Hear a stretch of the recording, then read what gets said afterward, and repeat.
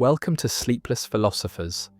What if the wisest man in Rome had no wealth, no title, not even the right to call his life his own? What if the purest form of power came not from politics or armies, but from a mind so free it could not be chained, even in slavery? Tonight we begin the story of Epictetus, a philosopher born in bondage, shaped by pain, and remembered not for how he rose, but for how he stood still. He came into the world sometime around 55 AD, in the shadow of the Roman Empire. He was born in Phrygia, in what is now Turkey, but he was not born a citizen, not born free. He was born a slave, the property of another man. His body belonged to his master, a powerful Roman named Epictetus, Nero's secretary, an infamous enforcer, brutal, feared. This is not metaphor. Epictetus was real, and Epictetus lived under him like a shadow under stone. They say Epictetus was crippled, his leg twisted, maybe broken. Some claim his master did it, twisting it slowly, while Epictetus remained calm, unnervingly so. "If you keep going," he said, "you'll break it." And then snap. And then silence. Not rage, not tears, just calm. He had already done the hard part. He had separated what was his from what was not. His leg was not his body was not his, but his will, that was untouched. This is the foundation of Stoicism. The only thing you truly own is your mind. Everything else can be taken and will be. Epictetus did not invent this idea, but he lived it so deeply that it became inseparable from him. Long before freedom came, he practiced a kind of internal sovereignty, untouchable, invincible, steady.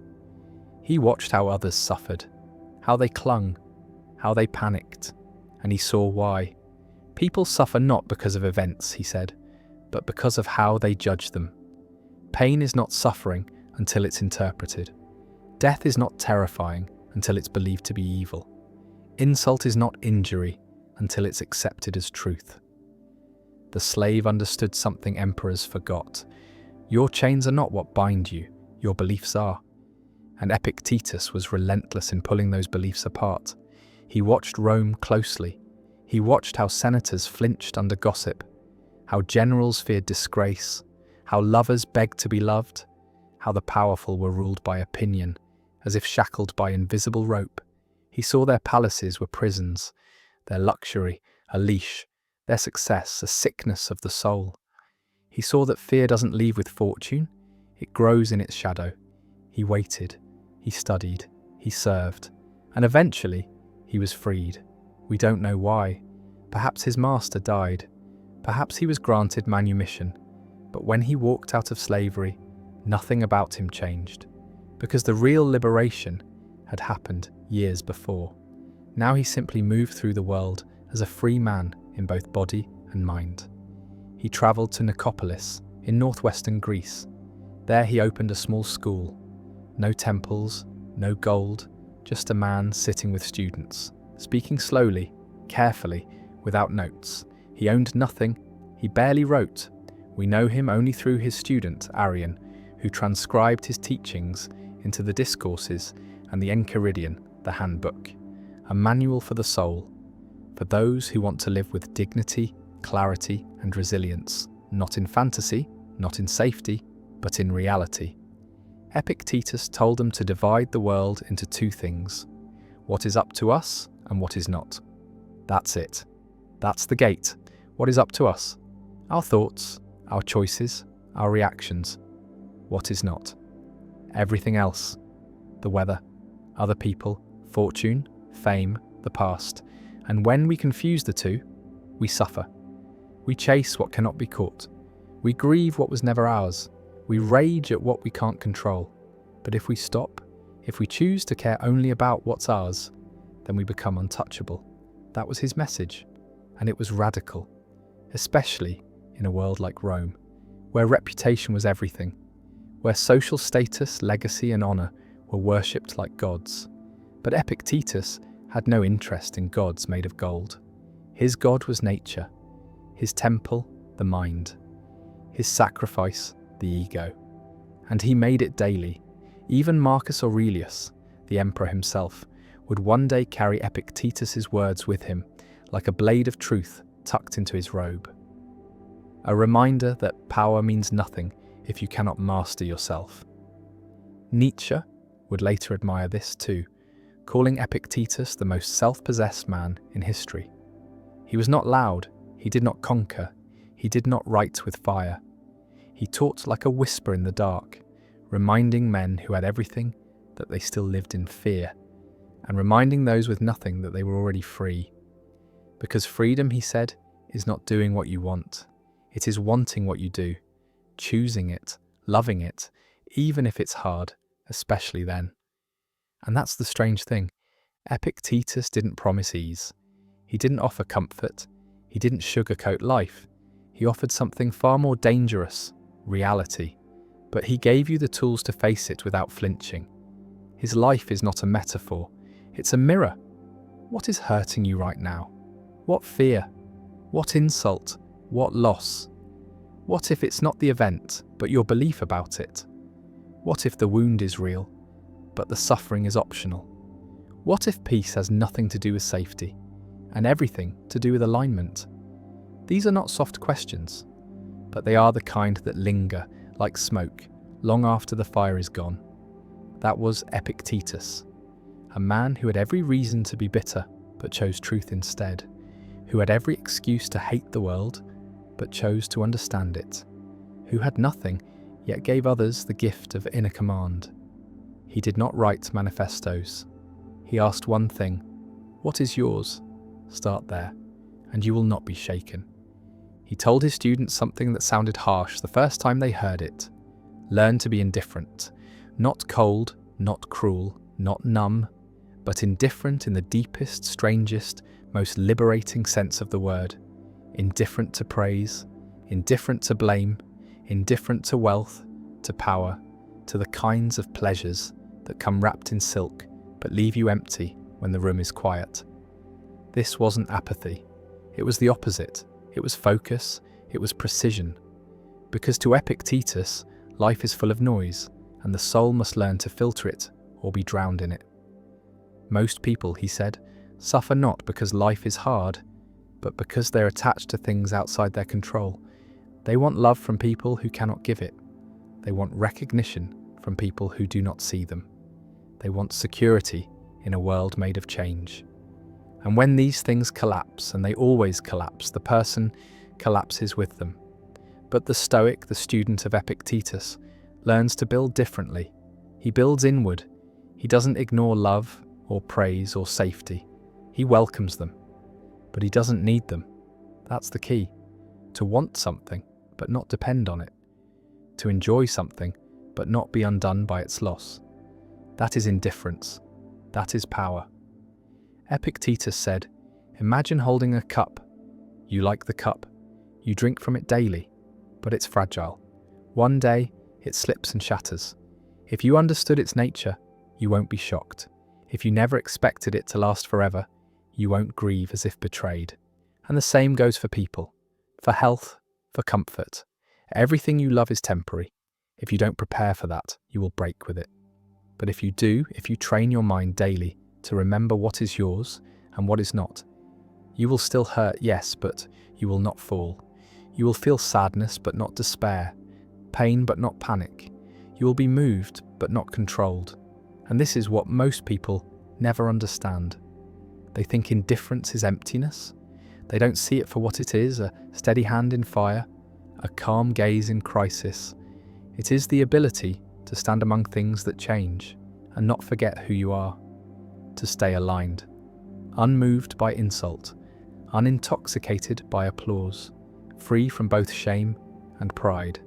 It is clarity, not coldness.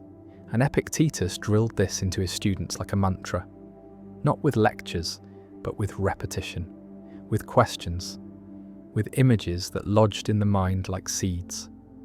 If someone insults you, he said, remember, it is not the insult that hurts, it is your judgment of it. You must ask yourself, does this touch me? Or does it only touch the role I play? The clothes I wear? The opinions I hold? The mask I've mistaken for self? And if it does not touch your character, your integrity, your reason, then let it pass. Let it blow through like wind. And if it does touch something real, then let it teach you. Let it show you where the ego still hides. This is how the Stoic grows, not by avoiding discomfort, but by interrogating it, by asking, what am I afraid of losing? What am I clinging to? Why does this matter so much? Often what we find is that we've given meaning to things without questioning them. We think we need success to be respected. We think we need love to feel whole. We think we need to win, to prove, to impress. But Epictetus said, those are borrowed values, handed to you by a culture that profits from your insecurity. He said, throw them out. Choose your own values, not many. Just a few, enough to stand on, enough to guide you when everything else fades. For Epictetus, those values were simple: reason, integrity, courage, discipline. That's it.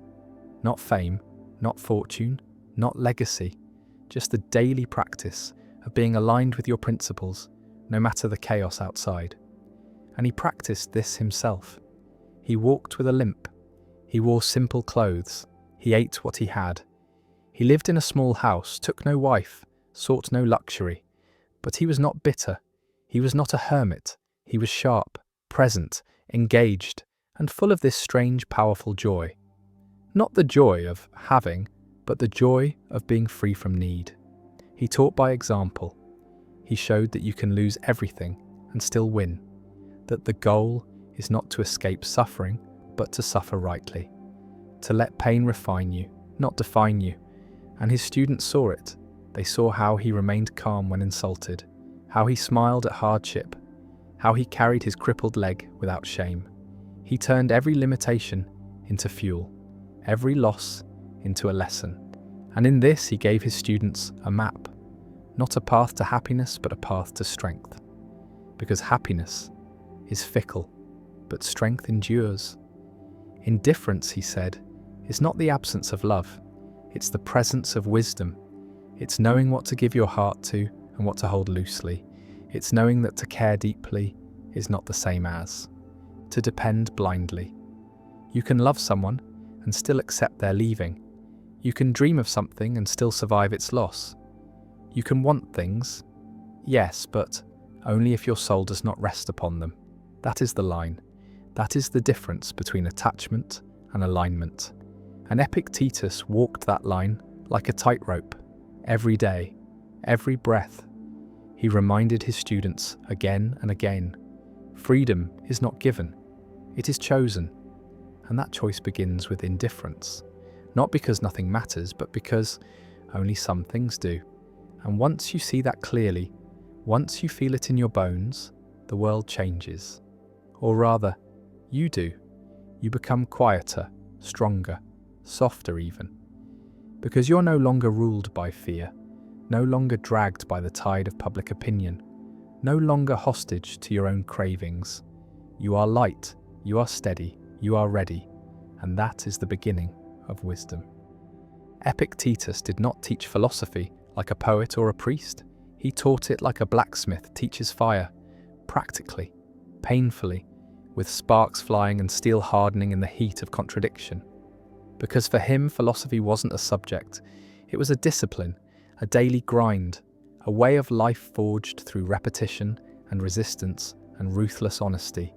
And he did not believe wisdom was something you could absorb by reading alone, or inherit through lineage, or gain from sitting in silence on a mountaintop. No, for Epictetus, philosophy had to be practiced in the dirt of the day, in the grit of failure, in the ache of insult, in the trembling pause between anger and response. And this is what he taught, day after day, in his small bare school in Nicopolis, a room with no marble, no prestige, just questions, sharp ones, quiet ones, the kind that make your throat tighten because they reveal what you've been hiding from yourself. Questions like, what do you truly control? What do you believe you need? What are you pretending not to see? And most of all, who are you training to become? Not in theory, but in crisis. Because it's easy to be noble when things are calm. It's easy to quote virtue when no one's testing your limits. But who are you when insulted, when humiliated, when overlooked, when hurt, when exhausted? Because that is where your real philosophy shows, not in your words, but in your reflexes.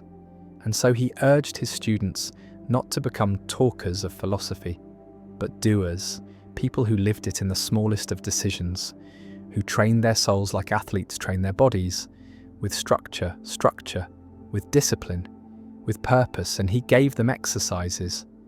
Not moral sermons, but actual tasks, daily rehearsals of adversity, mental drills, like imagining loss before it happens, greeting every possession as temporary, practicing hunger, welcoming discomfort, all so that when the real test came, the soul would not shatter.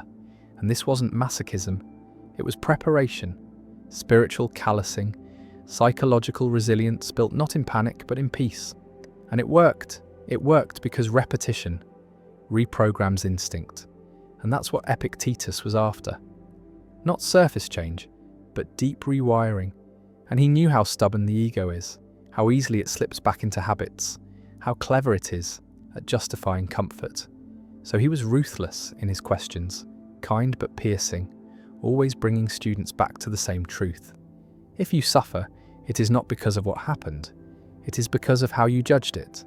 And if you cannot control the world, then control the judgment. And if you want peace, do not seek to change others, seek to change yourself. And this message, though simple, was like acid to illusion. It dissolved the excuses we live by, it stripped the mind down to what it could actually control, and that was terrifying for some, because it meant there was no one left to blame.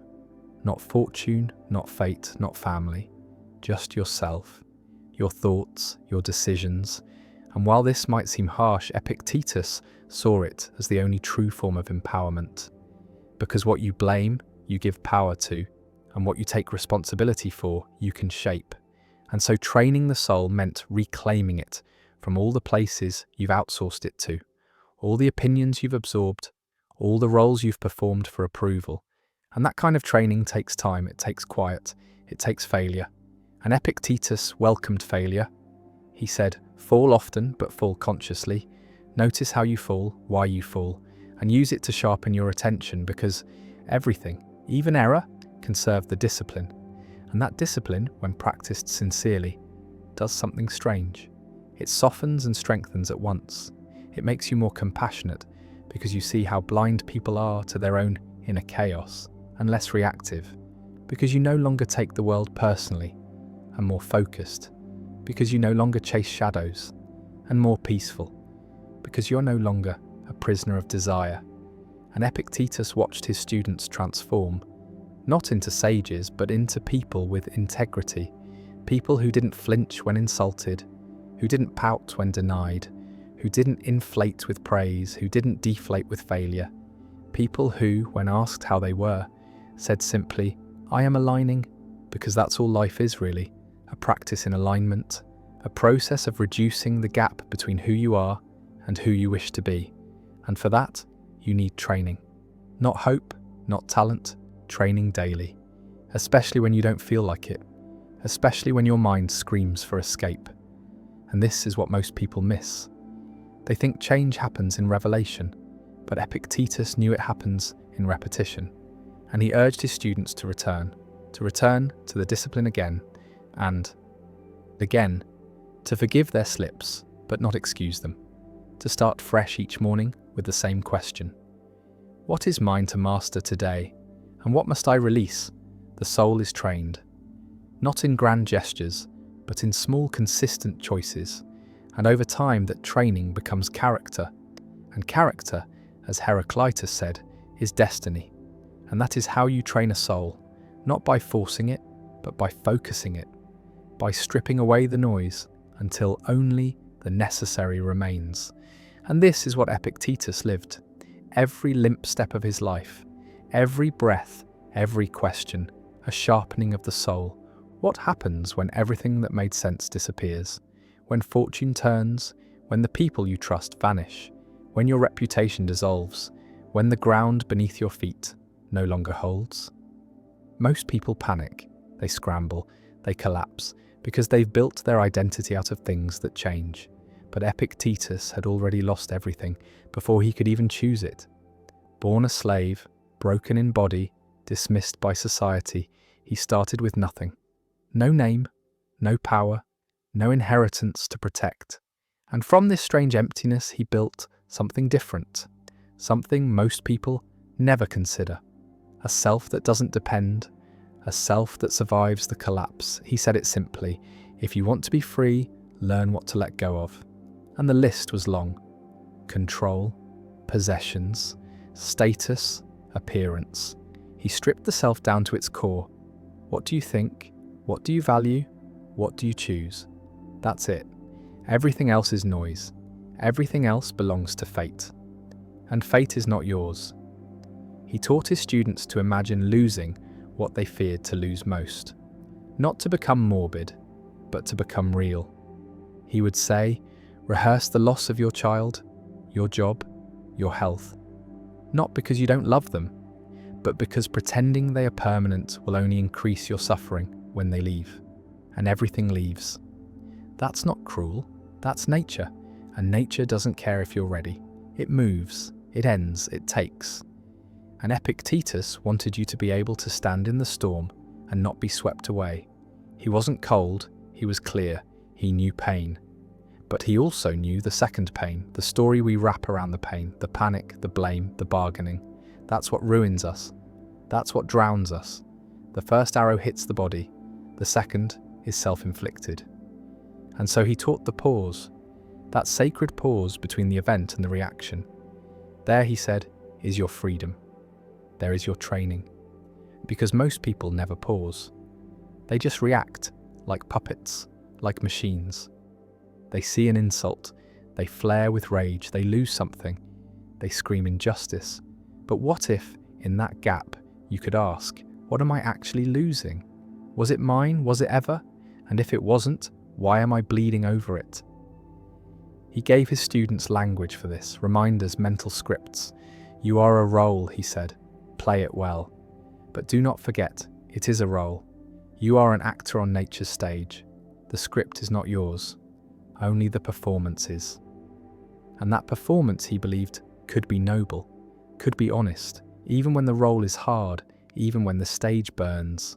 And this idea that the self is not what happens to it, but how it responds, was revolutionary. It meant that even in chains, even in grief, even in sickness, you could be free. Because freedom isn't a condition, it's a decision. And if you've trained for it, if you face the little losses with presence, then the big ones will not destroy you. He told a story once about a man who lost his daughter. The man cried as any father would. But he didn't wail. He didn't curse the gods. He held the pain like a weight, not to crush him, but to carry. And when someone asked how he could be so composed, he said, because I loved her as a mortal, not an immortal. That was the Stoic mindset, not to avoid love, but to love wisely, to love knowing it ends. And in that awareness, to love more fiercely, more presently, without illusion. Because when you lose what you knew you'd lose, you grieve differently, not with shock, but with honour. And when you lose what you thought was yours forever, then the real work begins. Who are you now? What do you have left? Epictetus said, you always have this, your reason, your virtue, your choices. No one can take those. They can take your home, your body, your freedom, but not your inner compass, not unless you hand it over. And that is what he called the citadel of the soul, the place no army can breach, the place no insult can enter. But it must be built, brick by brick, thought by thought, and most people never build it. They build palaces on the outside, but inside they're hollow, and when the winds come, they collapse. But the Stoic is the opposite. Humble on the outside, strong within, he owns little, but he commands much, because he commands himself. And that is the greatest task, to govern the one kingdom that is yours. Not the world, not your partner, not your fate, just this, your own soul. And when everything else is lost, when the ship sinks, when the fire takes the house, when the diagnosis comes, when the betrayal cuts deep, if you've trained for it, if you've remembered what's yours and what's not, then you can still choose your response. You can still choose your posture, and that posture, held sincerely, becomes the final word.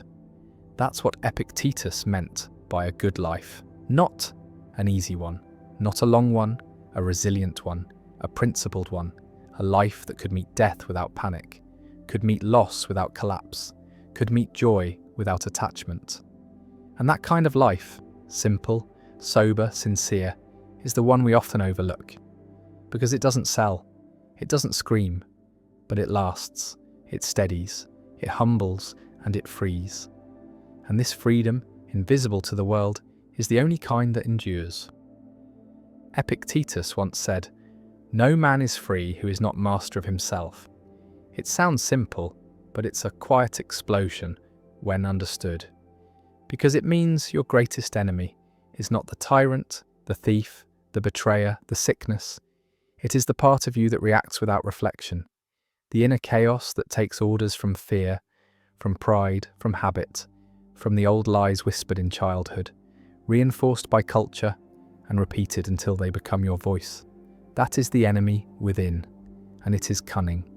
It does not shout, it seduces, it flatters, it disguises panic as urgency, it disguises cowardice as reason, it disguises ego as self-respect.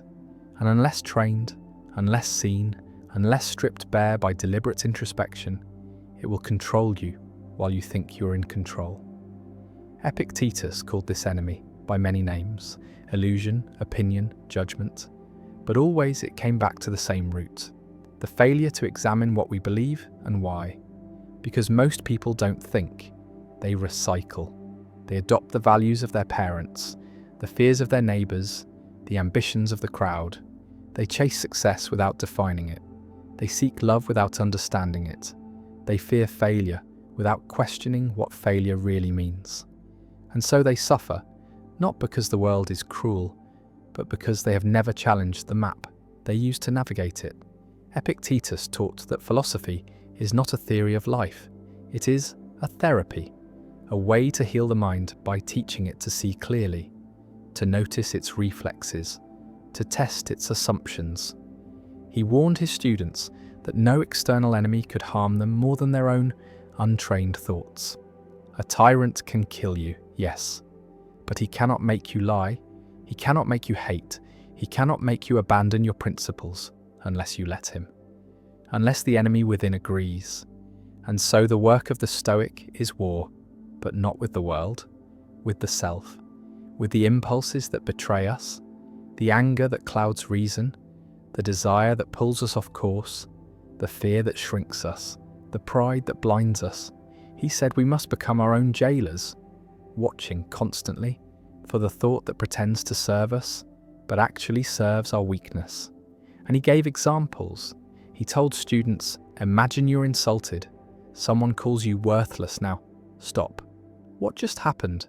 Did they hurt you? Or did you allow yourself to be hurt by agreeing with their opinion? Is it the words that wound, or your belief that they might be true? And if you know who you are, if you're steady in your values, why would their noise disturb your peace? Or imagine someone praises you, flatters you, gives you honor. Do you swell? Do you bask in it? Then beware, because what you crave will soon own you, and what owns you can destroy you. Because if your self-worth rises with praise, it will fall with criticism. You are not free, you are a puppet, pulled by reputation, dependent on approval. This is the enemy within. It is not just weakness, it is dependency on what you cannot control, and it masquerades as strength. But real strength, Epictetus said, is found in autonomy, in being able to stand calm, whether praised or blamed, whether lifted up or pushed down, to live in accordance with your values regardless of outcome. That is mastery. And mastery is not a pose, it is not performance, it is invisible, quiet, inward, earned, hour by hour, through discomfort, through failure, through honesty. And it begins with this question: what am I reacting to and why? Not what happened. But what story did I attach to it? What meaning did I assume? What emotion did I allow? Because the moment you ask this, the enemy shrinks. You see it. And once seen, it begins to lose its grip. Epictetus insisted, do not be afraid of being wrong. Be afraid of remaining unaware. Most people go their whole lives without ever questioning the voice in their head. They trust it because it feels like them, but it is not them. It is a mix of programming, memory, trauma, imitation, and it can be rewritten. If you dare, if you choose to watch instead of obey. This is why his school focused not on information, but transformation. He didn't care how much you knew. He cared how you lived. Whether you were clear when attacked, whether you were still when confused, whether you could smile without needing reason, whether you could sit with discomfort without running. Because these are the signs of a mind that is winning its war. And this war never ends. That's the truth. You don't graduate from it. You don't conquer the enemy once and for all. You just get faster at noticing. You get quieter inside, more honest, less reactive. And slowly, the enemy becomes a teacher. Every trigger, a lesson. Every wound, a doorway. Every lie, a chance to tell yourself the truth. And in this way, the philosopher becomes something rare, not just a thinker, but a warrior of the soul. Not armored in strength, but in awareness. Not obsessed with being right, but committed to seeing clearly. And that clarity, quiet and humble as it is, can change everything. Because when you are no longer ruled by the enemy within, you are free. And when you're free, you do not need the world to behave. You do not need others to agree. You do not fear uncertainty. You do not worship comfort. You walk through the world like a flame walks through the dark, burning but not burned. That was Epictetus. That was his gift, not comfort, not perfection, but the invitation to live unshackled, not because the world is safe, but because the soul is no longer at war with itself. There's a strange strength that comes when you stop needing things to go your way, a quiet power that enters the bones when you stop chasing outcomes and start paying attention to what you can actually influence. And this, more than cleverness, more than confidence, is what Epictetus called wisdom. The ability to focus your energy only where it belongs, which means, inevitably, learning the art of not caring. Not because nothing matters, but because most things don't.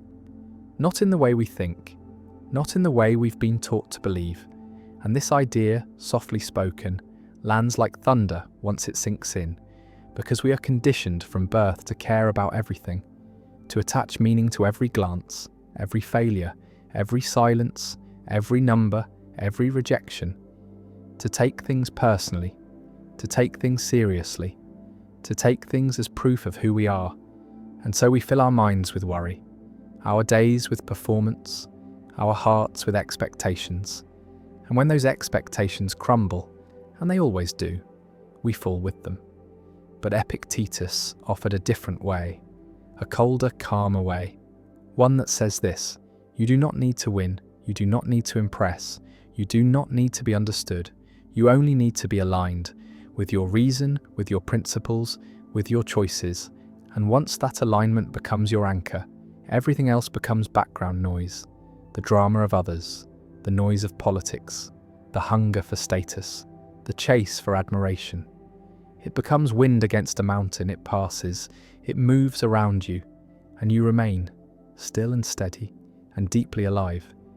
And to reach this place, Epictetus taught that we must begin by questioning every desire, every fear, every need, because almost every emotional disturbance comes not from the thing itself, but from our insistence that it must be a certain way. I must be liked, I must succeed, I must be comfortable, I must be understood. And when the world refuses, and it often does, we suffer. But if we drop the must, if we replace it with a maybe, if we say I would prefer it, but I do not require it, then suddenly we become lighter, more agile, less reactive, because now we are not demanding reality bend to our will.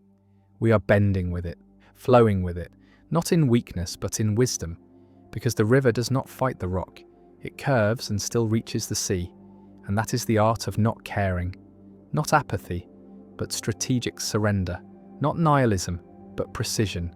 And Epictetus lived this, taught this, modelled this with every breath. He was not afraid to be ignored. He did not flinch at insult. He did not crave a legacy, because he knew how small he was in the vast machinery of time. And that knowledge made him light, not heavy. It made him laugh at things others wept over. It made him endure what others collapsed under. And he would remind his students constantly. Whenever they complained or panicked or bragged, he would say, "Does this matter? Will it matter in a year, in 10, in 100? Does the universe care? And if not, why should you?" And this isn't detachment for the sake of being cold. It's detachment for the sake of being free. Because to care about everything is to be a slave to everything. And the soul cannot grow in captivity. It withers, it shrinks, it becomes obsessed with image, with status, with comfort. And when those things disappear, as they always do, the soul collapses. But if you train yourself to care only about what is yours, your thoughts, your choices, your values, then you become invulnerable. You might hurt, yes, but you will not break. You might cry, yes, but you will not beg, because you know that your dignity is not in what happens to you, but in how you respond. And this, again and again, was Epictetus' point. That caring less about what doesn't matter lets you care more about what does, your integrity, your clarity, your peace. And to preserve those, you must learn to say no. Not just to people, but to thoughts, to cravings, to the ancient itch to prove yourself. Because proving is poison. It turns your life into a stage, your mind into a mirror reflecting other people's approval. And when the applause stops, you're left hollow. But the Stoic seeks fullness, not from praise, but from alignment. Not from applause, but from self-respect. And that respect cannot be given to you. It must be built, earned in silence, in choices no one sees. In the quiet moment where you say no to the wrong thing, even when it's easy, and yes to the right thing, even when it costs. And the more you do this, the more you see clearly, the more you see how much noise is just that, noise.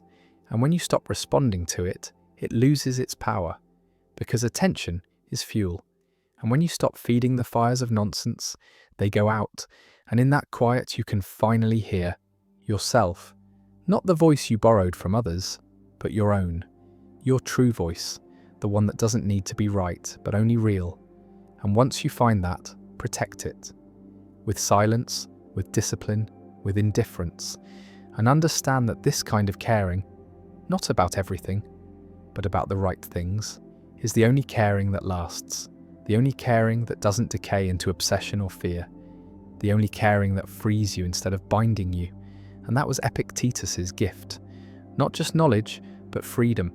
Not just advice, but a way to walk through the world without being owned by it, without being manipulated by its bait, without being seduced by its illusions. And in that walk, he was light. And in that lightness, he was strong. And in that strength, he left a legacy that needs no monument, only a mind willing to be quiet, to be brave, and to let go. A man only knows who he is when the world no longer agrees with him, when the wind turns, when his name is mocked, when his plans unravel like old thread. Because in the quiet of comfort, everyone thinks they are virtuous, everyone thinks they are wise, but comfort is not a mirror. It's a mask, and it hides more than it reveals. Epictetus knew this, he said again and again, that crisis is the truest reflection, that adversity doesn't build character, it reveals it. It shows you what you've actually trained for, not what you pretend to be, not what you post about, but what you reach for when everything is on fire. And so when his students came to him, shaking, proud of their ideas, quoting Plato or Heraclitus, he would smile. But he would also test, he would say, "Yes, but what happens when you are insulted? What happens when your lover leaves? What happens when your body betrays you? What happens when your dream dies in public? Can you still be aligned then? Because that's the moment that matters. That's the moment your philosophy either saves you or exposes you. And most people never make it that far. They break before they look. They distract before they dig. They reach for wine, or noise, or someone to blame. But the Stoic stays, the Stoic watches, the Stoic endures. Not out of masochism, but out of clarity, because they know that crisis is not just chaos, it is a compass. It points to the places inside you that still need work. It shows you the fears you haven't faced, the expectations you've clung to, the illusions you've mistaken for truths. And if you're brave enough to look, really look, without flinching, without editing, then something strange begins to happen. The crisis becomes a teacher. The pain becomes a scalpel, and it cuts away everything that is false, everything that is borrowed, everything that cannot stand on its own. And what's left is real. And real is always lighter, always stronger, always quieter, because it doesn't need to be seen. It doesn't need to be liked, it only needs to be lived. And this is why Epictetus told his students to welcome difficulty, not to enjoy it, but to use it. He said, when you lose something, do not say, I have lost it. Say instead, I have returned it. Your child, your wealth, your health, they were never yours. They were gifts from nature, borrowed items. And when they are taken back, you are not being punished. You are being reminded that nothing belongs to you but your reason, your virtue, your response. And if you cling to anything else, you will suffer, not because life is cruel, but because you refuse to see it as it is. And this refusal, this resistance, is the root of almost all pain. Not the event, but the insistence that the event should not have happened. And the Stoic trains to let go of this insistence, not to become numb, but to become lucid, to see the world clearly, and in that clarity, to find a kind of serenity that is not dependent on external peace because it lives within, and it is built through trial, through fire, through the slow, deliberate act of staying present with what hurts until it no longer owns you. And that ownership is subtle. It doesn't always scream. Sometimes it whispers. Sometimes it hides behind good intentions. Sometimes it wears the face of ambition, of love, of hope. But Epictetus would ask, are you free, or are you performing? Are you responding to what is, or to what you wish would be? And only you can answer. Only you can know what part of your suffering is self-created, what part of your struggle is clinging to a version of life that no longer exists. And this is why the mirror of crisis is so sacred, because it shows you exactly what story you're living by, and whether that story still serves you. And if it doesn't, if it's built on sand, then you must rewrite it. Not with words, but with choices, with behavior, with silence. And the new story begins like this. I am not owed anything. I am not promised ease. I am not here to control the world. I am here to respond to it with grace, with courage, with wisdom. And that wisdom is not abstract, it is practical. It is the ability to stay calm when insulted, to stay kind when wronged, to stay honest when afraid, to stay free when everything around you demands panic. And this is what Epictetus trained for, what he lived for. Not applause, not legacy, but integrity. And he said integrity is invisible. It is how you treat people who cannot benefit you, how you speak when no one is listening, how you carry pain when no one is comforting you. And in these small invisible acts, the soul becomes visible to itself and to the divine. Whatever name you give that, because to Epictetus, the divine was not some far-off God. It was reason, it was nature, it was the structure of the cosmos, and to live in harmony with it was the highest goal. And harmony begins with acceptance, not passive, but powerful. The acceptance that life unfolds as it must, and your task is not to control it, but to meet it well. And when you meet it well, even tragedy can become triumph. Not because you avoid the pain, but because you transmute it, you digest it, you turn it into strength, and that strength, once earned, cannot be taken, because it does not depend on luck, or reputation, or approval. It lives inside you, like a fire that does not burn but illuminates, and that is what Epictetus gave his students. Not protection from life, but the tools to withstand it. not a path around the storm, but a spine to walk through it. And in that walking, you become something rare, something real, not just a person, but a presence, not just a thinker, but a light in the dark. And you do not have to be famous or perfect or remembered to be that. You only have to be sincere and courageous and unflinching when the mirror of crisis shows you what you need to see. There is something quietly violent about careless speech, a slow poison dropped in silence, because words do not vanish when spoken. They echo, they root, they shape the way others think, and more dangerously, the way we think ourselves. And Epictetus knew this. He saw how language was not just a tool of communication, but a mirror of the soul, a revealer of delusion, a blueprint of inner chaos or calm. And so he trained his students not just in logic but in speech, not in eloquence but in honesty, because the weight of words is real.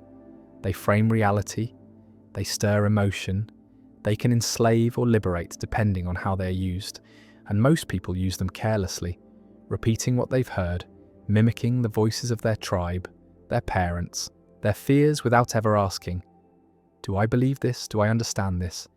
Do I want this thought to be mine? And once it is yours, it builds you. Word by word, phrase by phrase, because thought is structured by language. And if your language is lazy, your mind will be too. If your language is cruel, so will your perception be. And so Epictetus warned his students, speak only when necessary, and when you do, mean it, understand it, take responsibility for it, and more than that, observe it. Watch your mouth like you would a weapon, because it is a weapon that can cut, confuse, or awaken, and most often it cuts, especially when wielded in emotion, especially when not trained.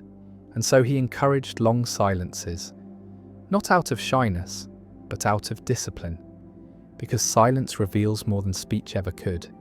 It shows you your cravings to be heard, your desire to impress, your reflex to defend, and in watching that craving, you begin to loosen its grip, and only then can you speak with precision, with impact, with clarity. And clarity is rare because most speech is noise, repetition, camouflage, performance, but clear speech, clean, simple, slow, is like cold water in a fevered world.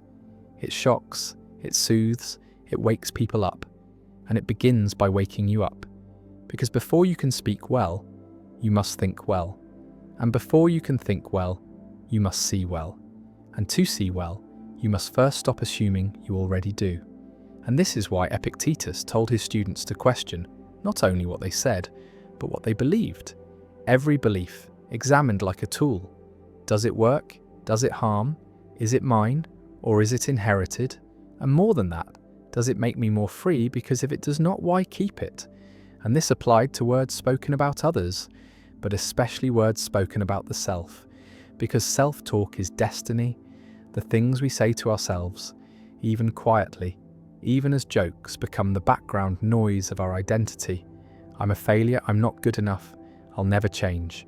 These are not neutral observations, they are scripts, and the more they are repeated, the more they are believed, and the more they are believed, the more they are lived. And Epictetus knew this. He watched how people enslaved themselves with language, how they cursed their own lives not with events but with commentary, how they confused description with fact, pain with identity, setback with fate. And so he insisted, be rigorous with your language, speak to yourself as you would to someone you love, not indulgently, but truthfully, gently, directly. Because even your inner voice needs training, and that training begins with the smallest shift. Replacing complaint with observation, replacing panic with pause, replacing exaggeration with fact. And fact, when spoken clearly, is powerful, because it brings you back to what is, not what could be, not what should be. And what is, once accepted, can be moved through, but only if seen without distortion. And distortion lives in language. It hides in little words. Always, never, ruined, impossible. And these words carry weight. They anchor the mind in helplessness, and helplessness breeds paralysis, and paralysis breeds despair. But Epictetus offered a different path, one of linguistic clarity, one of saying to yourself, not I am ruined, but I am in pain, Not I am lost, but I am learning. Not everything is terrible, but something has changed, and I must respond. This shift in tone is not cosmetic. It is foundational. It changes the story you tell, and the story you tell changes what you do. And what you do becomes who you are. And who you are, if trained, becomes someone who can suffer without despairing, who can fail without self-loathing, who can be wrong without collapsing. And all of this begins in the mouth, in the mind, in the quiet editing of language.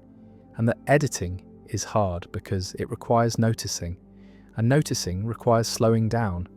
And most people don't slow down. They race, they react, they speak as if silence were death, but silence is not. Death, it is the birthplace of truth, and in that silence you can begin to hear what you actually think, and from there you can begin to shape it. Like a sculptor, word by word, removing the noise, the lies, the unnecessary, until only the essential remains. And the essential is always simple. Not easy, but simple. And it sounds like this: I don't control this, but I control myself. I don't know the future, but I know what I value. I don't need to be perfect, but I need to be sincere. And these kinds of sentences, spoken daily, written down, rehearsed, repeated, they begin to change inner atmosphere. They begin to replace anxiety with attention, ego with humility, confusion with focus. And this is not magic. It is discipline. And discipline is the highest form of love. Not punishment, but precision and speech, both inner and outer, must be held to that precision. Because if not, it will drift. And if it drifts, so will you. And that drift is dangerous. It leads to stories you don't believe but live anyway. Identities you never chose but perform anyway. And life becomes a script written by ghosts. And Epictetus wanted his students to be authors, not actors. And authors choose their words, slowly, like tools, like keys, because each word opens or closes something, in themselves, in others. And once you understand that, you stop throwing words like stones and start placing them like steps toward truth, toward peace, toward the kind of life that doesn't need to shout to be heard, because it is real. And real things speak for themselves. There is a strange kind of madness in the way people live, clutching and hoarding and chasing and guarding, always afraid of losing what was never truly theirs, because they believe they own things, objects, people, roles, futures. But Epictetus said, this belief is the root of suffering, the quiet lie that eats the mind from the inside out. Because ownership, as we think of it, is fiction, a story we tell to feel safe, a fantasy that what we love will stay, that what we control will last, but nothing stays, and nothing lasts. And this is not cruelty. It is law. It is nature. And nature does not ask for permission. It does not consider fairness.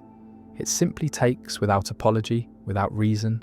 And what we call tragedy is often just the moment nature reminds us of the truth. And Epictetus said to avoid this pain, we must shift what we think we own. We must shrink the circle of concern until it only contains what is truly ours. Our will, our judgments, our actions, and this alone is the sphere of power. And everything else, everything, is foreign territory, borrowed, unstable, and likely to disappear. And if you can understand that, not just as theory, but as lived knowledge, then the world becomes less hostile, not because it becomes kinder, but because you become more aware, more able to meet its storms with steadiness instead of despair. And this begins with examining your attachments. What do you call yours? Your spouse, your job, your health, your time, your reputation, your routines? Are these things really yours? Or are they things that can be taken, changed, destroyed by events outside your control? And if they can, and they are, then your peace depends on permission. And that is not peace, it is a hostage situation. And most people live like this. They think love is ownership, they think success is security, they think comfort is control. But all of these are illusions, fragile illusions, and when they crack, as they always do, the person who depended on them cracks too. And so Epictetus said to practice detachment, not coldness, but clarity, to love things while remembering they are on loan, to enjoy life while remembering it is perishable, to hold people closely without pretending they're possessions. And this mindset does not weaken you, it strengthens you. It allows you to grieve without drowning, to succeed without becoming proud, to love without becoming enslaved. And this is what freedom actually is. Not the ability to have what you want, but the ability to remain yourself when you don't. And most people have never tasted this kind of freedom because they've spent their whole lives building castles on quicksand, measuring their worth by metrics they can't control, seeking validation from people who don't know themselves, chasing futures that dissolve in contact with reality. And they wonder why they feel so anxious, why joy feels so temporary, why the smallest insult shakes them. But it is not life that is unstable, it is the foundation they've built. And Epictetus offers an alternative, a foundation not built on sand, but on choice, on virtue, on reason. And these are things no one can take, not tyrants, not fate, not time. And that's the point. That's the shift. From ownership to stewardship, from control to participation, from fear to philosophy. And philosophy, he said, is preparation for loss. Not to make us numb, but to make us ready. To train the mind to let go without collapsing. To move forward without resentment. To suffer without forgetting who we are. And this kind of training is not glamorous. It is quiet, slow, repetitive. It happens in the moment you accept a delay without complaining. In the moment you hear an insult and don't flinch. In the moment you lose something and say, as he did, I have returned it. Not I have been robbed, but I have returned it. Like a borrowed item that has come due. And in that response lies all the difference between a broken heart and a broken soul. Because heartbreak is inevitable. But a broken soul comes from trying to freeze what must flow, from calling permanent what is passing. And so the practice is to remind yourself daily what is mine and what is not. And every time you feel shaken, disappointed, betrayed, ask, was I expecting permanence from a thing that cannot offer it? And if the answer is yes, forgive yourself and then begin again. Because even clarity needs repetition. Even wisdom needs maintenance. And Epictetus was not perfect. He did not claim to be, but he was committed to living by the principles he taught, to examining his reactions, to softening his attachments, to trusting that what is truly his cannot be lost. And in this trust there is peace, not the peace of still waters, but the peace of a sailor who knows how to steer, who does not beg the wind to change, but adjusts the sail and keeps moving. And this is the art of resilience, not resistance, not control, but alignment. With what is, not what should be. And this is not easy, but it is simple. It is the choice to keep your identity inside your control and everything else outside, and to let go of the idea that life owes you anything beyond the moment you're living right now. And in that moment, you can choose to show up fully, not to dominate it, but to meet it. And in meeting it, to be free. And freedom is not loud, it is not glamorous, it is quiet, it is steady, it is invisible, and it is always available if you're willing to stop trying to own what you can only experience and to start living as a guest, a steward, a temporary participant in a dance you do not choreograph, but can still move through with grace, with awareness, and with a kind of reverence for the fleeting beauty of it all. Most people treat pain like a thief, something to be avoided, outwitted, denied, but Epictetus saw pain differently, not as a curse, but as a conversation, not as punishment, but as practice, a sacred drill sent by nature to reveal what still controls you. And this perspective, while cold at first, is strangely empowering, because it means pain is not chaos, it is curriculum. It means the burn of loss, of humiliation, of failure, of grief. These are not just wounds, they are windows, and through them, if one is willing to look, one sees the shape of one's own mind, the architecture of attachment, the scaffolding of identity, the fragile illusions that held everything together until they didn't. And this is what pain shows you, brutally but truthfully, that what you thought you needed, you didn't. That what you thought was you was not, and that what remains if you stay, if you don't run, is something more durable, more honest, more free. And this is why Epictetus said, "Pain is an opportunity." And people scoff at that, of course they do, because the modern mind is trained to avoid discomfort at all costs, to medicate it, entertain it, distract from it, deny it, but never to sit with it, never to welcome it like a teacher, never to say, "What are you here to show me?" And that's the difference between Stoicism and sentimentality, between Epictetus and almost everything else, that Stoicism doesn't deny suffering, it uses it, it sharpens itself against it, like a blade across stone. And that sharpening is not just metaphor, it is real. It happens in the body, in the breath, in the thoughts that rise and fall under pressure. And those thoughts, if watched closely, are revealing. How quickly they spiral, how eagerly they catastrophize, how tightly they cling to control. And when you notice that, when you see the mind panic, you have a choice, to join it or to observe it, to react or to respond. And that choice is the core of all freedom. Not the absence of pain, but the presence of perspective. The ability to say, yes, this hurts, but what else is true? Yes, I am scared, but can I still act? Yes, I lost something, but what do I still possess? And what we always possess, if we do not abandon it, is our reason, our will, our ability to align with our values even in suffering. And that alignment is the only real shelter, because nothing else is guaranteed. Not health, not justice, not fairness, not even tomorrow.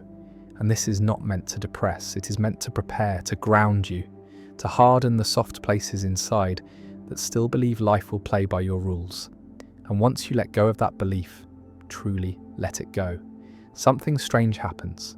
You stop resenting the pain, you start using it, you start asking better questions, not why me, but how now, not when will this end, but what does this show? And these questions are not easy, but they are powerful.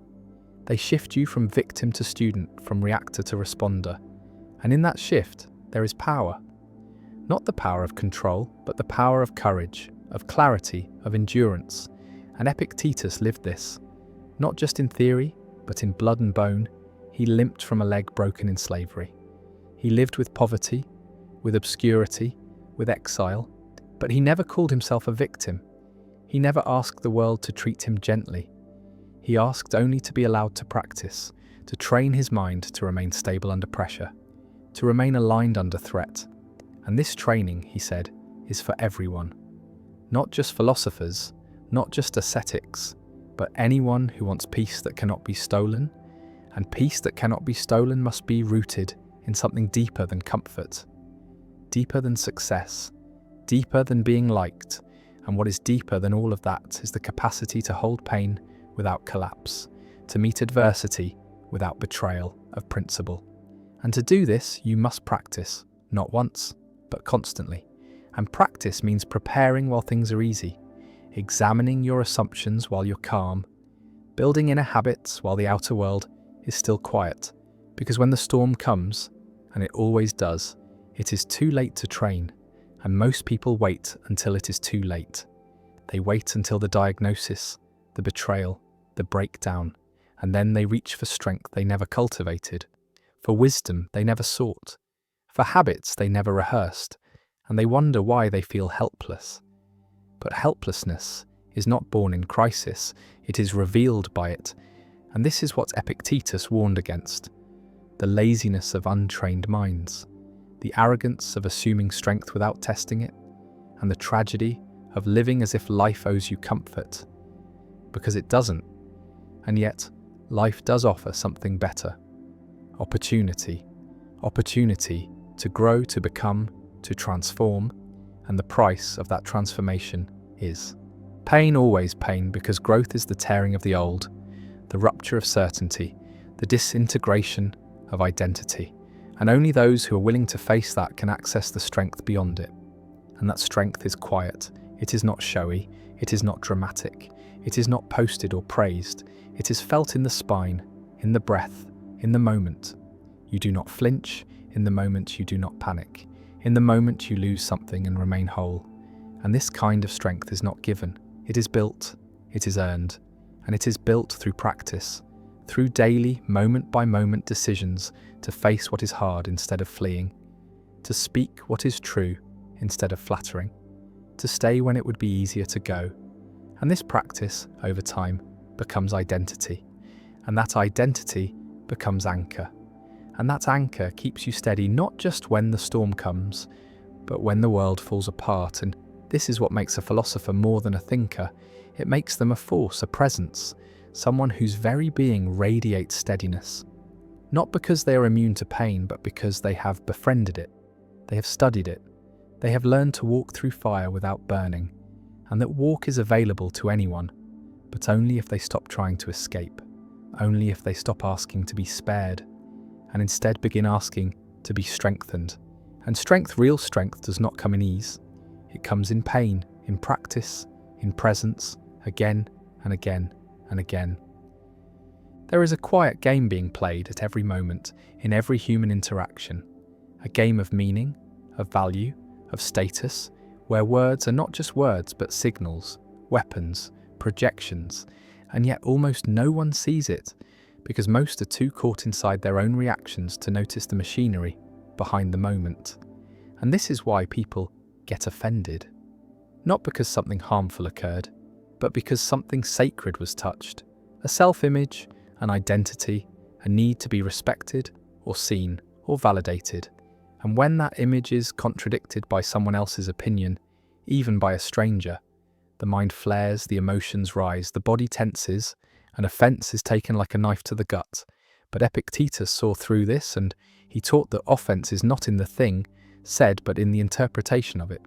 An interpretation is a choice, a habit, a pattern that can be seen, interrupted, and rewritten, because no one can hurt your feelings unless you agree with them somewhere deep down. And this is what makes offense so strange. It is self-inflicted. It is your own mind turning against itself, using another's words as the excuse. And once you see this, truly see it, the whole game changes, because now you don't have to react. Now you can observe. Now you can ask, not why did they say that, but why did I believe it? Why did it land? Why did it sting? And in this questioning, the power returns to you, because now the insult becomes a mirror, showing you what part of yourself is still fragile, what part is still dependent on others for stability. And this kind of self-awareness is not common, because we are taught from birth to defend our pride, to guard our dignity, to protect our ego like it's made of glass. And so the moment someone challenges us, we treat it like war, we lash out, we explain, we prove, we perform, but the Stoic does not. The Stoic pauses, breathes, watches, and says to himself, am I harmed, or am I just uncomfortable? Am I wounded, or am I simply bruised in my vanity? And these questions are not always easy to answer, but they are necessary, because every time you feel insulted and react, you become a puppet, pulled by words, controlled by others. But every time you feel insulted and choose stillness, you become free. And this stillness is not weakness, it is power. It is the power to choose your own state of mind, regardless of the chaos around you. And this is what Epictetus trained his students for. To be invincible, not in body, but in dignity, not in status, but in self-possession. And to do this, one must learn to see offense as illusion, not denial, not pretending words don't matter, but understanding they only matter if you make them matter. And if you refuse to play the game collapses and you walk away whole. And this walking away is not retreat, it is mastery. It is a refusal to let your peace be rented out to strangers, to let your self-worth hang on the fragile thread of other people's opinions.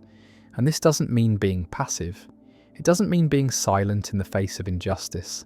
It means knowing what deserves your energy, and most things don't. Because most things are noise, projections, insecurity disguised as critique, fear disguised as bravado. And when you see that, truly see it, you begin to take less personally. And when you take less personally, you suffer less. And when you suffer less, you respond better. And when you respond better, your whole life changes. Not because others change, but because your relationship to them does.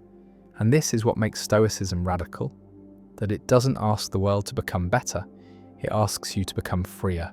Freer from delusion, from reactivity, from the need to always be right. And being right is a trap, a subtle one, because it makes you dependent on being agreed with. And when you're not, you feel threatened. And when you feel threatened, you fight. And when you fight, you forget what matters. And what matters is not winning arguments, it's winning yourself. And winning yourself means knowing when to walk away, when to laugh instead of rage, when to say nothing and mean everything. And this kind of strength is not loud, it's not theatrical, it's not impressive to those who need to be impressed.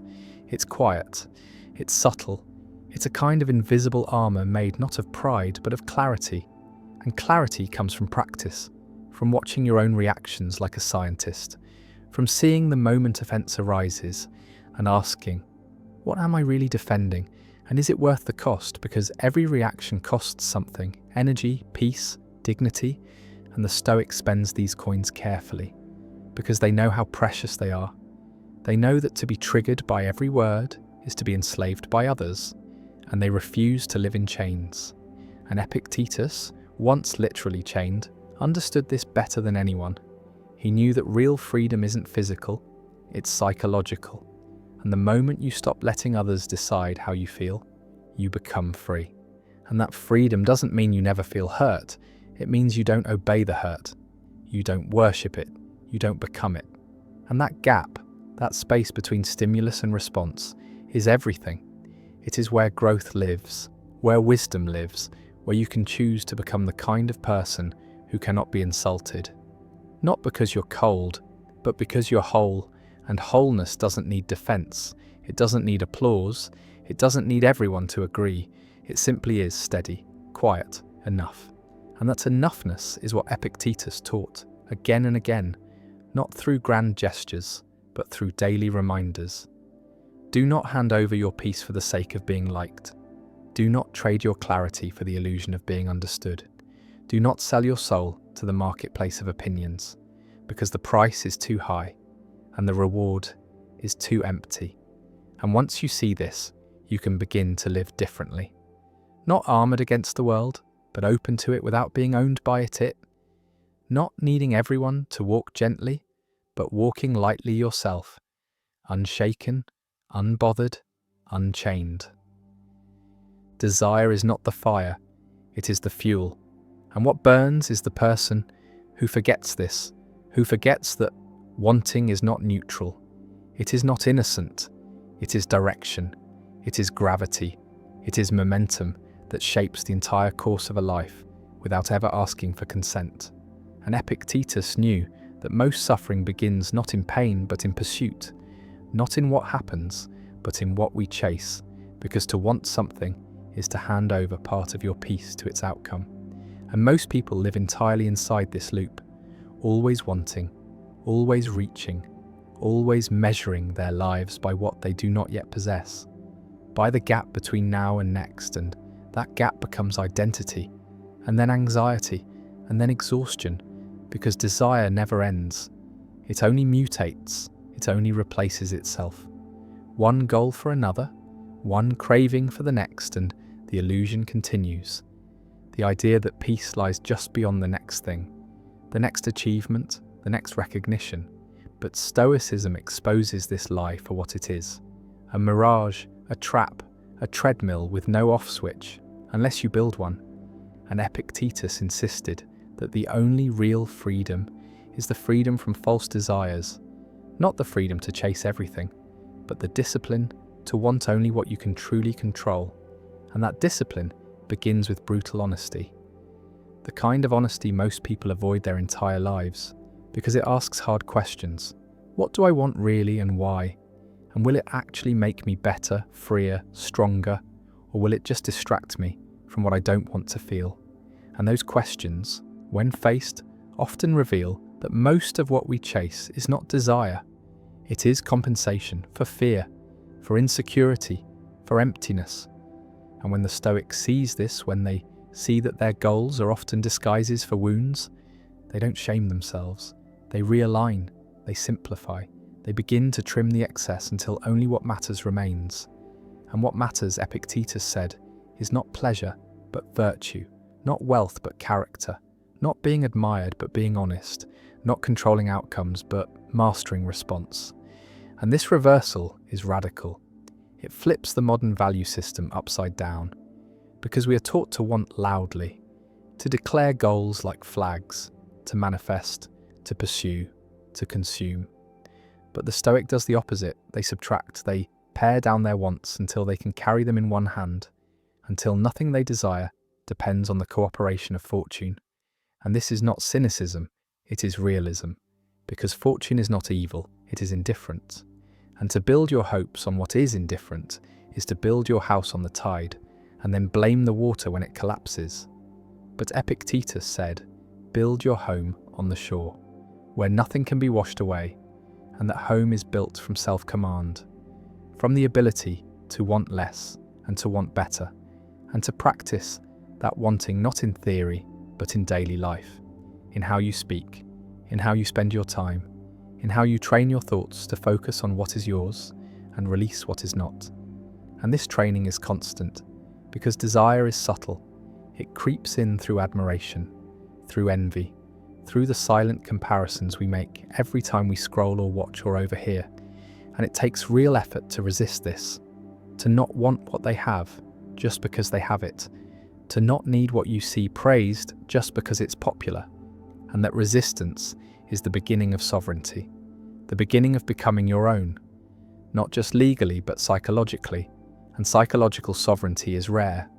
It is the ability to hold your own opinion even when it is not echoed, to walk your own path even when it is not admired, to choose your own priorities even when they are not profitable. And that ability is built in the dark, in silence, in moments of quiet hunger, where you could reach for the easy thing and don't, where you could lie and don't, where you could indulge and instead reflect, and each of these moments is a brick. And eventually, those bricks become a life.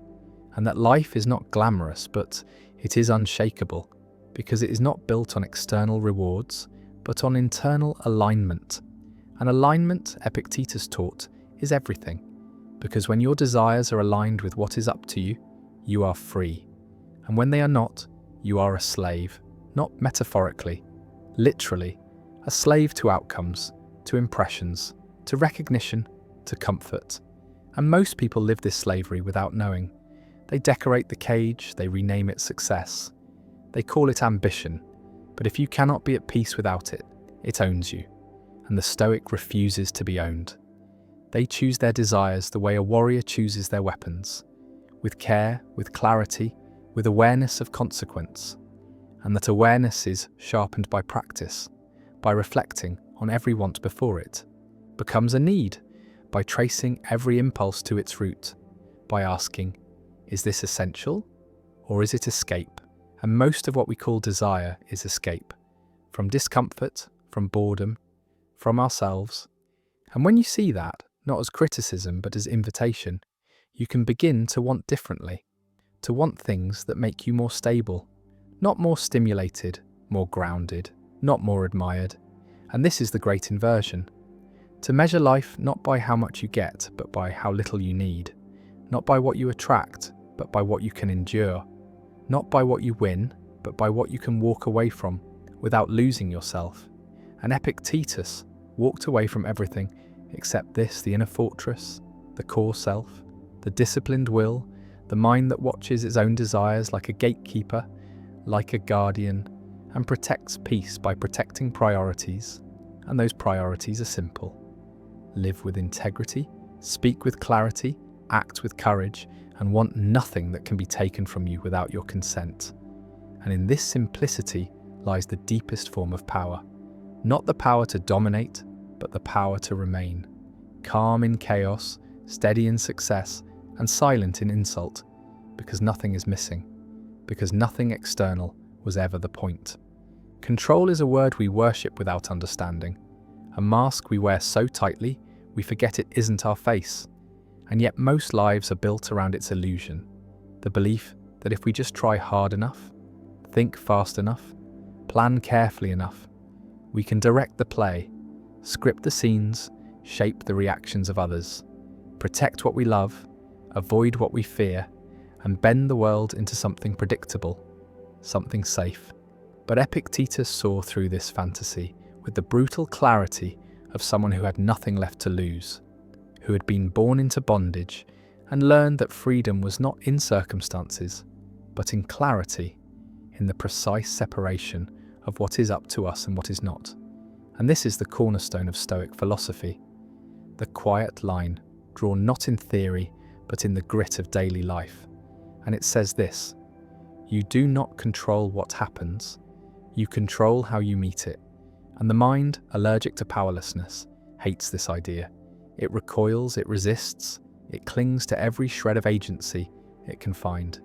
And so we play a game of pretend, trying to predict the future, manipulate outcomes, influence opinions, craft our image, and all the while pretending that if we fail, it's because we didn't try hard enough. When really, we never had control to begin with. We had influence at best, and even that is limited, conditional, uncertain. And to live without seeing, this is to live in constant tension, constantly reaching, bracing, strategizing, fearing the moment. It all slips out of your hands, and it will because it must, because nothing stays in the hands of a human forever. And this is not a tragedy, it is a design, and the Stoic does not mourn this design. They learn to work with it, to ride the wave instead of fighting it, to turn their focus from the external stage to the internal stance. And that stance is everything, because when the storm hits, and it always does, it's not the boat that matters, it's the sailor. Not the conditions, but the condition of your character. And character, Epictetus said, is built not in comfort, but in confrontation. Not with others, but with reality. With the limits of your power, with the boundaries of your will. And the discipline of a Stoic is not to make things happen, but to meet what happens with full attention, full agency, full presence. And this presence is not passive, it is fierce, it is alert, it is the quiet steadiness of someone who knows exactly where their power begins and ends, and refuses to waste energy outside that line. And that refusal is rare, because most people live in reaction, in overreach, in commentary, always chasing what they can't catch, always fixing what they can't fix, always interpreting what they can't understand. And they call it responsibility. But it's often just fear in disguise, the fear that if they stop managing everything, it will all fall apart. And Epictetus says, let it fall, let it change, let it be what it is, because only then can you see what you truly control. Only then can you reclaim your strength from the theatre of outcomes and return it to where it belongs, in the posture of your soul, in the breath you take after the loss, in the silence you choose after the insult, in the direction of your focus when the world pulls you into noise. And this is the practice, not to become cold or detached, but to become precise, to ask constantly, is this mine? Is this within my power, or am I fighting shadows? And when the answer is no, you let it go, not with bitterness, but with freedom, because what is not yours is not your burden, and freedom is not the absence of difficulty. It is the refusal to suffer unnecessarily. And suffering, more often than not, comes from the belief that things should be different, that people should understand, that plans should succeed, that justice should prevail. And while these may be beautiful hopes, they are not within your grasp. And so the Stoic hopes but does not depend, acts but does not demand, gives but does not expect. And this balance is the core of resilience, not numbness, not apathy, but sober strength. The kind of strength that does not need guarantees to act with courage, does not need applause to stay true, does not need control to find peace, because peace, Epictetus said, is not given, it is practiced, and the practice is daily, hourly, moment to moment. Every time you're disappointed, delayed, disrespected, you are given a chance to return to yourself, to remind yourself what belongs to you and what doesn't, and to act accordingly, not as a victim of fate, but as a student of it, not as a controller of outcomes, but as a sculptor of response. And this sculpting is the work. It is the art. The discipline, the quiet labor of trimming the excess, of removing the noise, of saying no to the endless distractions that pull you into other people's chaos, other people's opinions, other people's expectations.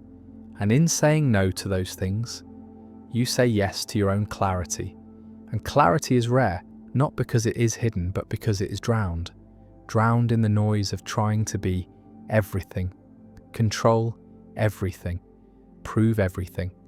And the Stoic steps out of this noise, not because they are superior, but because they're tired of suffering, tired of playing games they cannot win, and ready to live in reality as it is, not as they wish it to be. And this is not defeat, it is wisdom, the wisdom to trade illusion for awareness, drama for direction. Powerlessness for presence, and presence once cultivated changes everything, because now you can respond instead of react. Now you can see the difference between what shakes the body and what shakes the soul, and you realize most things don't touch the soul unless you let them. And so you stop letting them, not by force but by practice, by slowly building a life that is rooted in what you can choose. Your words, your values, your attention, your tone, your effort. And this life, though simple, is powerful because it is yours, not borrowed, not manipulated, not inherited, but earned. And Epictetus earned his, not through riches or fame or control, but through discipline, through the refusal to confuse the outer stage with the inner state. And that refusal, when lived, makes even a slave freer than a king, because kings are ruled by results, and Stoics are ruled by principles, and principles do not break, even when everything else does. Every person carries a voice inside their head, quieter than thought, older than memory, a voice that watches, comments, corrects, a voice that never sleeps, and this voice is the judge, not the judge of others, but of the self, and most live under its rule without ever noticing, obeying its commands, avoiding its wrath, bending under its expectations, because it sounds so familiar, so reasonable, so justified, and yet this inner judge, unless examined, becomes a tyrant. And Epictetus knew this. He taught not only about the control of actions, but about the control of judgment itself. Because judgment is where suffering begins, not in the event, but in what we tell ourselves about it. And the judge is always telling stories, always drawing conclusions, and most of them are lies dressed in logic, soaked in fear, and repeated until they feel like truth. And this is why the Stoic must become aware of the judge, must learn to step back and listen, not to agree but to understand, because only by hearing its voice can we question it. And questioning is everything, because judgment is not neutral, it is learned, it is inherited, it is shaped by culture, by trauma, by past roles and unmet needs. And what feels like a personal truth is often just a ghost of someone else's opinion, still echoing through the corridors of the mind. And the Stoic, in their search for clarity, begins to ask, who is speaking right now? Is this judgment helpful? Is it mine? And what does it cost me to believe it? And these questions are not comfortable, because they reveal how much of our identity is built on unexamined criticism, how much of our motivation comes from fear of disapproval, how many of our choices are made not from desire, but from avoidance of guilt, of shame, of imagined failure.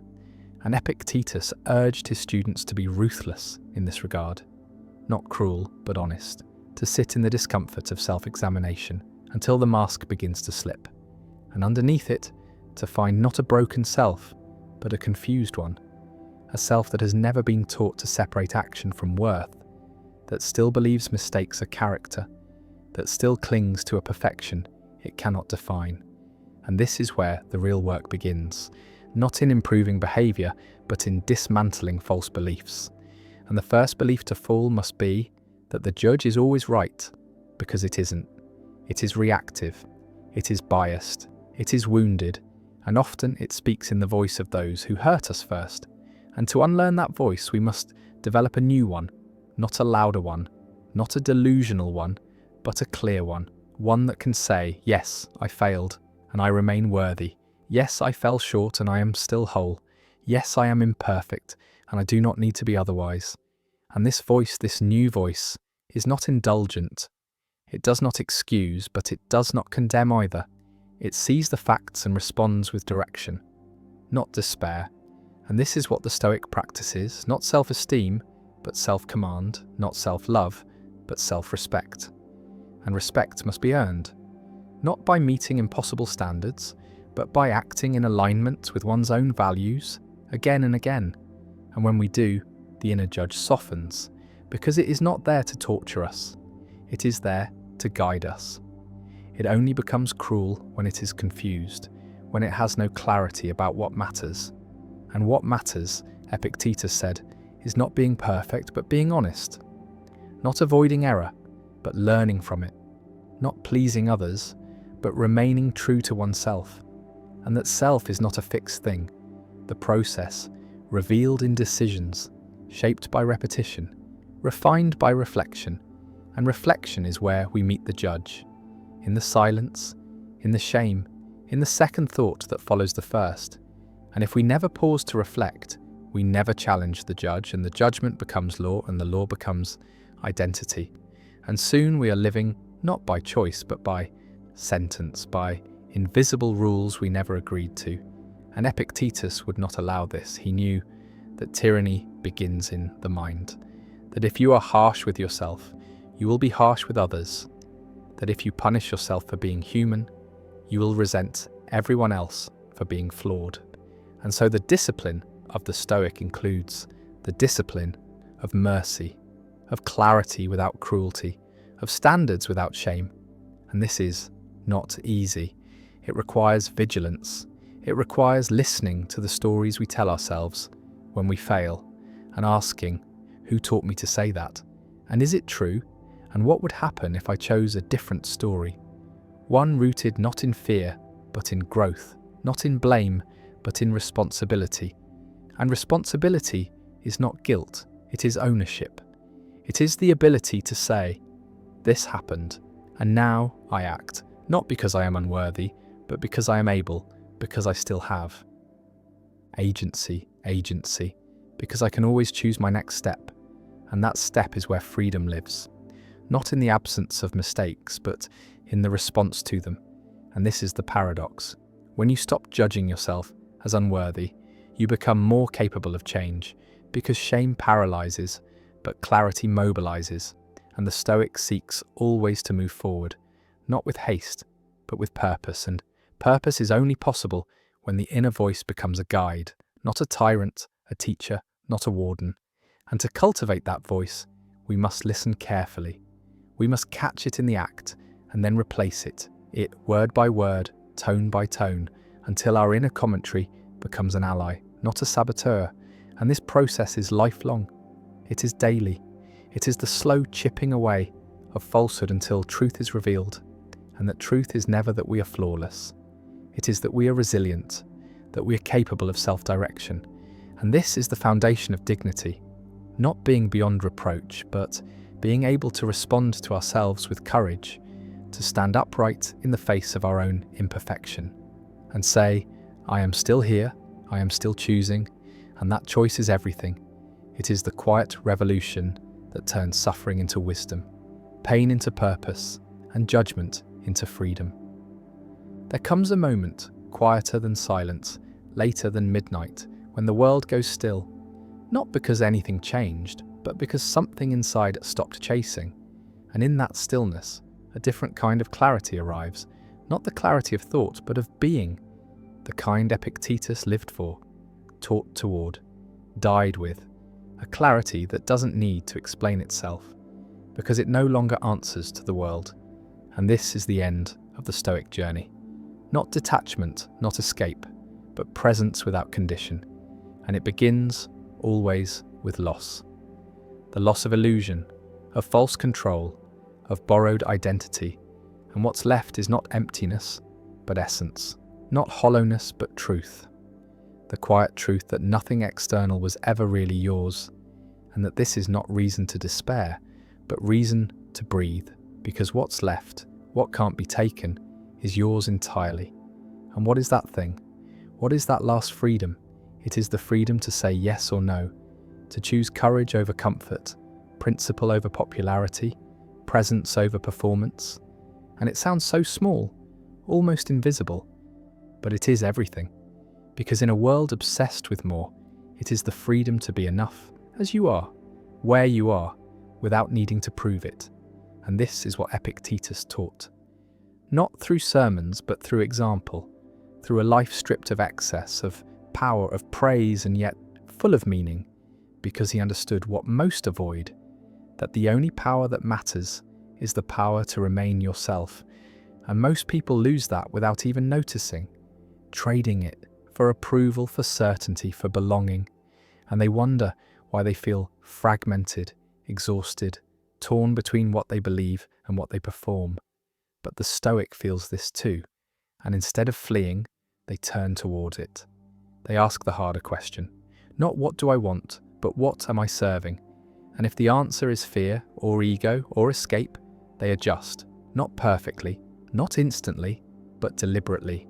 And this deliberate living is rare because it requires remembering, again and again, that nothing promised by the world is guaranteed, not health, not fairness, not even the next moment. And when you hold this truth close, not as threat, but as guide, your priorities rearrange, your reactions soften, your urgency dissolves, and what rises in its place is something simpler, older, deeper. A kind of trust not in fate, not in luck, but in your own ability to meet whatever comes without losing your shape, without violating your soul. And this is the last freedom, the freedom to keep your inner posture, no matter the external collapse. And this is not philosophy, it is practice. It is in the moment you are misunderstood and stay calm. In the moment you are rejected and stay kind. In the moment you fail and stay honest. And each of these moments is a thread. And together they weave the fabric of dignity. And dignity, Epictetus said, is not for sale, not for rent, not for anyone but you. And if you guard it, it will carry you through storms you never imagined surviving, because it roots you in something deeper than outcome, something untouchable, and in a world that touches everything. That is a miracle, and you don't need to be a philosopher to live this way. You only need to notice, to pause, to practice, and practice is not glamorous.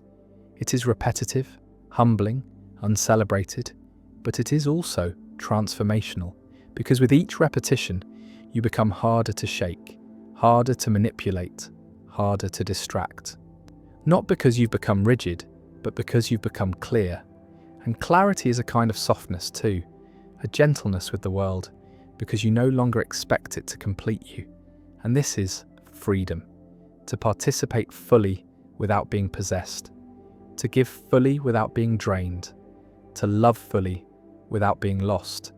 And Epictetus lived this, not in ease but in exile, not in luxury but in poverty, not in fame but in quiet obscurity. And yet his influence endured, not because of what he had, but because of what he had let go. And this letting go is not absence, it is presence. It is the ability to meet each moment cleanly, without baggage, without projection, without needing it to prove anything about you. And this is what the Stoic trains for. Not invulnerability, but inviolability. Not indifference, but sovereignty. Not detachment, but disciplined engagement. And that discipline, over time, becomes ease. Not the ease of comfort, but the ease of alignment. The ease of knowing you are not betraying yourself. And this self, once known, once protected, becomes your compass, your anchor, your final authority. And you realize you no longer need to win every argument, to finish every story, to control every perception, because you are enough without all of it. And in that enoughness, you begin to serve something else, not ego, not fear, but truth. And truth does not shout, it does not sell, it does not demand attention, but it endures. And in a world of noise, endurance is power. And so you endure with grace, with humor, with stillness, because nothing can be stolen from a soul that wants nothing, it cannot hold inside. And this is how the Stoic walks through the world, aware of its beauty, its cruelty, its chaos, and still at peace, because peace is not a place, It is a practice. And the final form of that practice is silence. Not the silence of retreat, but of presence, of watching, of choosing when to act and when to rest. And in that rest, in that stillness, something speaks, not loudly, not clearly, but deeply. And what it says is this: you are free. You have always been free. The chains were only thoughts, the prison only habit, and the key has always been in your hand. The earlier tale rests now in stillness, its final words sinking into the quiet like stones, into deep water, leaving only the slow ripples of thought behind. The candle's flame sways gently, and in its light another journey begins, softer and wider, one that will drift through the great currents of philosophy, touching the ideas that have shaped the minds of centuries. No longer bound to one story, the mind will wander across 10 of the most enduring visions of wisdom, moving slowly so that each thought has time to settle like dust on an untouched shelf. Now let us speak of the first great idea, the Socratic method. It begins not with answers but with questions, small and deliberate, placed like stones on a path to see where they lead. Socrates believed that wisdom does not arrive in the fullness of knowing, but in the humility of realizing how little is truly known. He would meet his students not with lectures, but with simple inquiries, peeling away layers of certainty to reveal the soft, uncertain core beneath. Each answer invited another question, and in this unending dance the mind was forced to see its own contradictions, to stand in the open where assumptions once sheltered it. It is a method that is less about arriving somewhere than about refining the traveller, stripping away false confidence until only the essential remains. In the glow of this idea, one begins to feel the quiet power of conversation, not as a contest to win, but as a shared search where each voice is a lantern and the road ahead is always longer than it seems. Socrates himself left no writings, trusting instead in the living exchange between minds in the way a well-placed question can echo for years inside the heart. Even now, in the silence of this night, his method remains alive. For every honest question asked without the armour of certainty is a small act of Socratic courage, a way of stepping toward truth without claiming to possess it. And perhaps this is why his voice endures, not as the keeper of answers, but as the one who teaches how to walk in their direction. The candle leans, the air shifts, and somewhere in the darkness, the next great idea waits to be called forward. Now let us turn to the next great idea, Plato's theory of forms. Imagine a world beyond sight, untouched by time, where every shape, every truth, every beauty exists in its most perfect state. Plato believed that the reality we see is only a shadow of that higher realm, that the table in front of us is but an echo of the perfect tableness that exists beyond change, beyond decay. In this vision, the physical world is a mirror clouded by imperfection, and what we call knowledge is the act of remembering what the soul has already seen before birth. He spoke of a cave where people sit chained, watching shadows on a wall, believing them to be all there is, until one escapes into the light and sees the forms directly. The journey is not easy. The eyes ache in the brightness. The heart resists the unfamiliar. And yet once truth is glimpsed, the shadows lose their hold.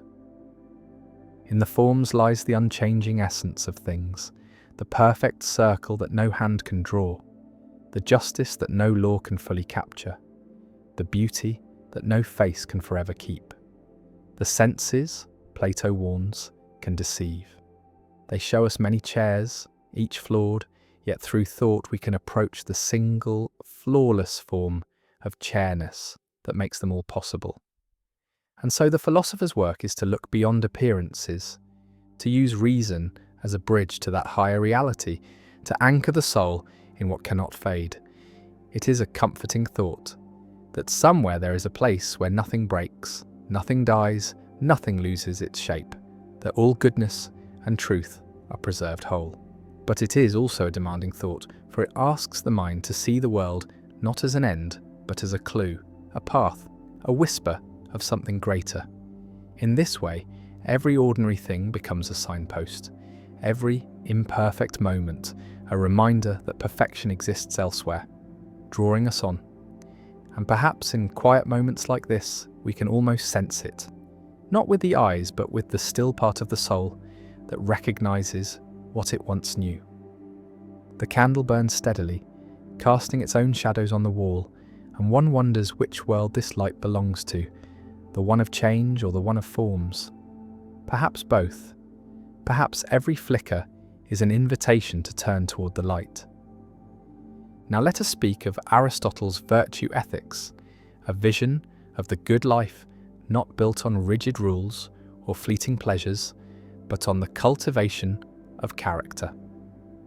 Aristotle saw human life as a movement toward eudaimonia, a word often softened into happiness, but more deeply meaning human flourishing, the full flowering of one's nature.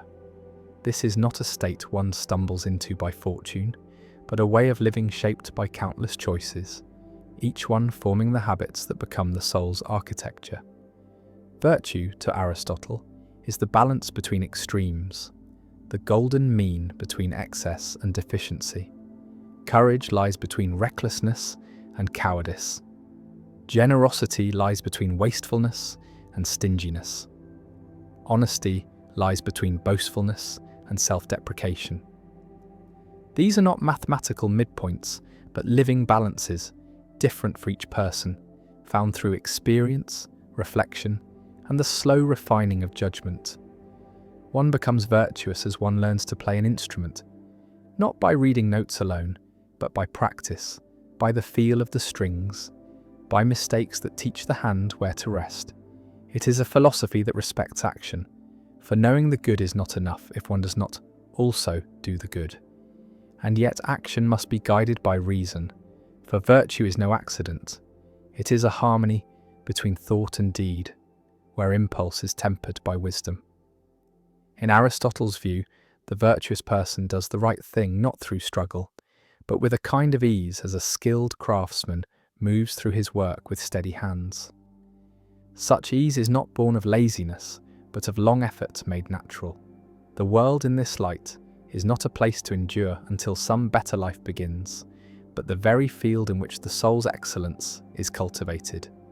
Every encounter, every challenge, every moment of choice is an opportunity to strengthen the fibre of one's being, and so the good life is not defined by wealth, power, or comfort, but by the steady accumulation of virtues, until the self stands as a well-built structure, able to weather the winds of fortune without collapse. In this way, happiness is not a prize, but the natural radiance of a well-shaped soul, a light that does not flicker with the passing of days. The candle's flame bends slightly in a whisper of unseen air, and one is reminded that balance, like virtue, is not stillness, but a constant adjustment, a living alignment with the good. Now let us turn to the thought of Descartes and the words that have echoed through centuries. Cogito ergo sum, I think therefore I am. It is a phrase born not from pride, but from doubt so deep it sought to strip away everything that could possibly be questioned, leaving only what could not be denied. Descartes imagined himself sweeping the mind clean of all assumption, pulling away the familiar scaffolding of belief until he stood alone in a vast space where nothing felt certain. Could the senses be trusted? They had deceived before. Could memories be trusted? They could be illusions. Could the body itself be trusted? Perhaps it was a dream, a trick, a fleeting projection. And yet, in the very act of doubting, one thing stood firm. There must be something that doubts. Thought itself became the bedrock, the one point that could not be faked or stolen. If thinking was happening, then something existed to do the thinking. This was not the end of his journey, but the first firm stone on which to build. From here, Descartes sought to rebuild the house of knowledge, brick by brick, each step tested for certainty. He wished for clarity, as bright as geometry, truths so undeniable they could support all others. His method was deliberate, patient, as if sharpening a blade to cut away falsehood. And yet, there is something quietly human in the idea that the first certainty we can hold is the awareness of our own awareness, the strange fact that consciousness can turn inward and see itself.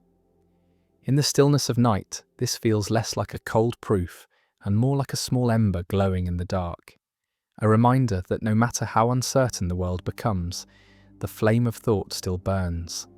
It is a solitary comfort, one that exists even when stripped of names, possessions, histories, even when all that remains is the bare knowing that we are here, now, thinking. Descartes' thought also whispers of the responsibility that comes with such certainty. If the self is known before all else, then it becomes the lens through which the world is built. A clear mind builds a clear life. A mind clouded with haste or fear builds a world that feels the same. To begin with, I think, is also to admit that the quality of thought matters, that the architecture of our inner world shapes the outer.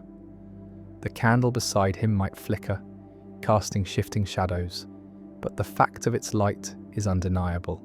So too is the mind. Shadows may move across it, illusions may play on its surface, but the fact of its shining cannot be erased. In this way, cogito, ergo sum, is not a shout of triumph, but a steady breath in the silence, the quiet voice that remains when all other voices have been questioned away. It is the ground beneath the feet when the fog hides everything else, the one certainty from which all other certainties might grow. And perhaps, in the hours before sleep, when the body lies still and thought drifts, it is enough to hold this single truth without reaching for more, that in the act of thinking, of doubting, of wondering, there is existence, and in that existence, there is the beginning of all understanding. Now let us move to Kant's categorical imperative, a moral compass not drawn from desire or consequence, but from duty itself, pure and unbending. Kant asked what it would mean to act in such a way that one's choices could be made into universal law, binding for all in all places, at all times. He sought a morality that stood above preference, stronger than impulse, untouched by the shifting tides of personal gain. Imagine pausing before each act to ask, if everyone did this, could the world still stand? If the answer is no, the act must be set aside, however tempting, however small. This is the first face of the imperative, a rule that turns the mirror outward to humanity as a whole, asking the self to see its choices not as private shadows, but as patterns in a greater weave. The second face is equally stern, yet equally luminous. Treat every person as an end in themselves, never merely as a means. In this, Kant draws a line against using others as tools for one's own purposes, however noble the excuse. Each person is a whole world, not a rung on a ladder, and to honour that is to honour the dignity of reason itself. The beauty of this thought lies in its symmetry, one's own freedom bound only by the freedom of all others, the moral law arising not from command, but from the structure of thought that all rational beings share.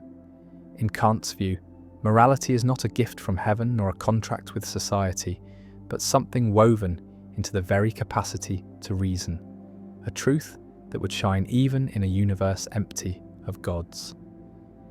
And yet, he admits, to follow it is no easy task.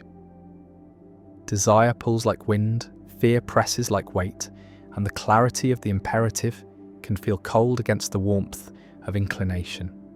But for Kant, it is in that cold clarity that moral worth is found. For to act rightly when it costs nothing is no great proof of virtue, but to act rightly against one's own advantage is the mark of a will aligned with the moral law. There is a certain quiet majesty in this view, the thought that even in the smallest decision one participates in a law as vast and impartial as the night sky, each act a star in a constellation too large for one life to see whole. The candle on the desk leans lower, its flame steady despite the draught, and one is reminded that light does not ask whether it is convenient to shine. It simply fulfills its nature. In this, Kant's imperative finds its living image, a steady flame guided not by whim or reward, but by the form of its own being. Now let us drift into Nietzsche's vision of the will to power, a force he saw not as the hunger for mere control over others, but as the deep, restless impulse within all living things to grow, to expand, to overcome the boundaries of what they are. For Nietzsche, life itself was a movement toward more life, a ceaseless reaching, like roots pressing through stone or rivers carving valleys over centuries. The will to power was not simply ambition, nor the shallow thirst for domination, but the inner current that drives the seed to become a tree, the artist to create beyond exhaustion, the thinker to break the limits of inherited truth. In his eyes, existence was not content to remain still. It surged forward in infinite forms, testing itself, reshaping itself, becoming more than it was. Even suffering could be part of this will, for struggle was not a mark of weakness, but a forge where strength was tempered. To embrace the will to power was to see life not as a series of obstacles, to endure until rest, but as a great arena in which one's being was sharpened through challenge, conflict, and creation. He warned against the life lived too safely, for in the shelter from hardship, the will could wither, becoming timid and pale. Better, he thought, to step into the storm and find in it the raw material from which to build oneself anew. It was this idea that fed his vision of the Übermensch, the one who creates their own values, standing beyond the dictates of the herd, shaping a self as an artist shapes stone, not with submission, but with the courage to carve. Such a life was not without cost. It demanded the abandonment of illusions that comfort but weaken, the acceptance that meaning is not given but made.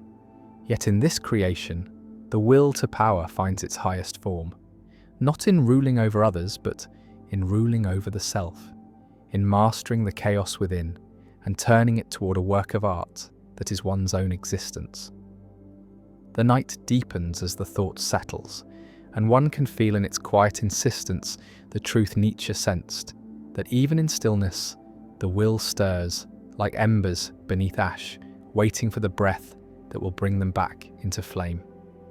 Now let us turn to the idea of utilitarianism, the quiet yet weighty belief that the right action is the one that brings the greatest happiness to the greatest number. It is a thought that moves like a measuring hand over every choice, weighing pleasure against pain, joy against sorrow, as if morality itself could be shaped into a delicate balance. Jeremy Bentham spoke of it first in clear, almost mathematical terms, imagining each decision as a calculation, a sum of benefit and harm. John Stuart Mill refined it, reminding that not all pleasures are equal, that the delight of the mind and the depth of the heart stand above the fleeting gratifications of the body.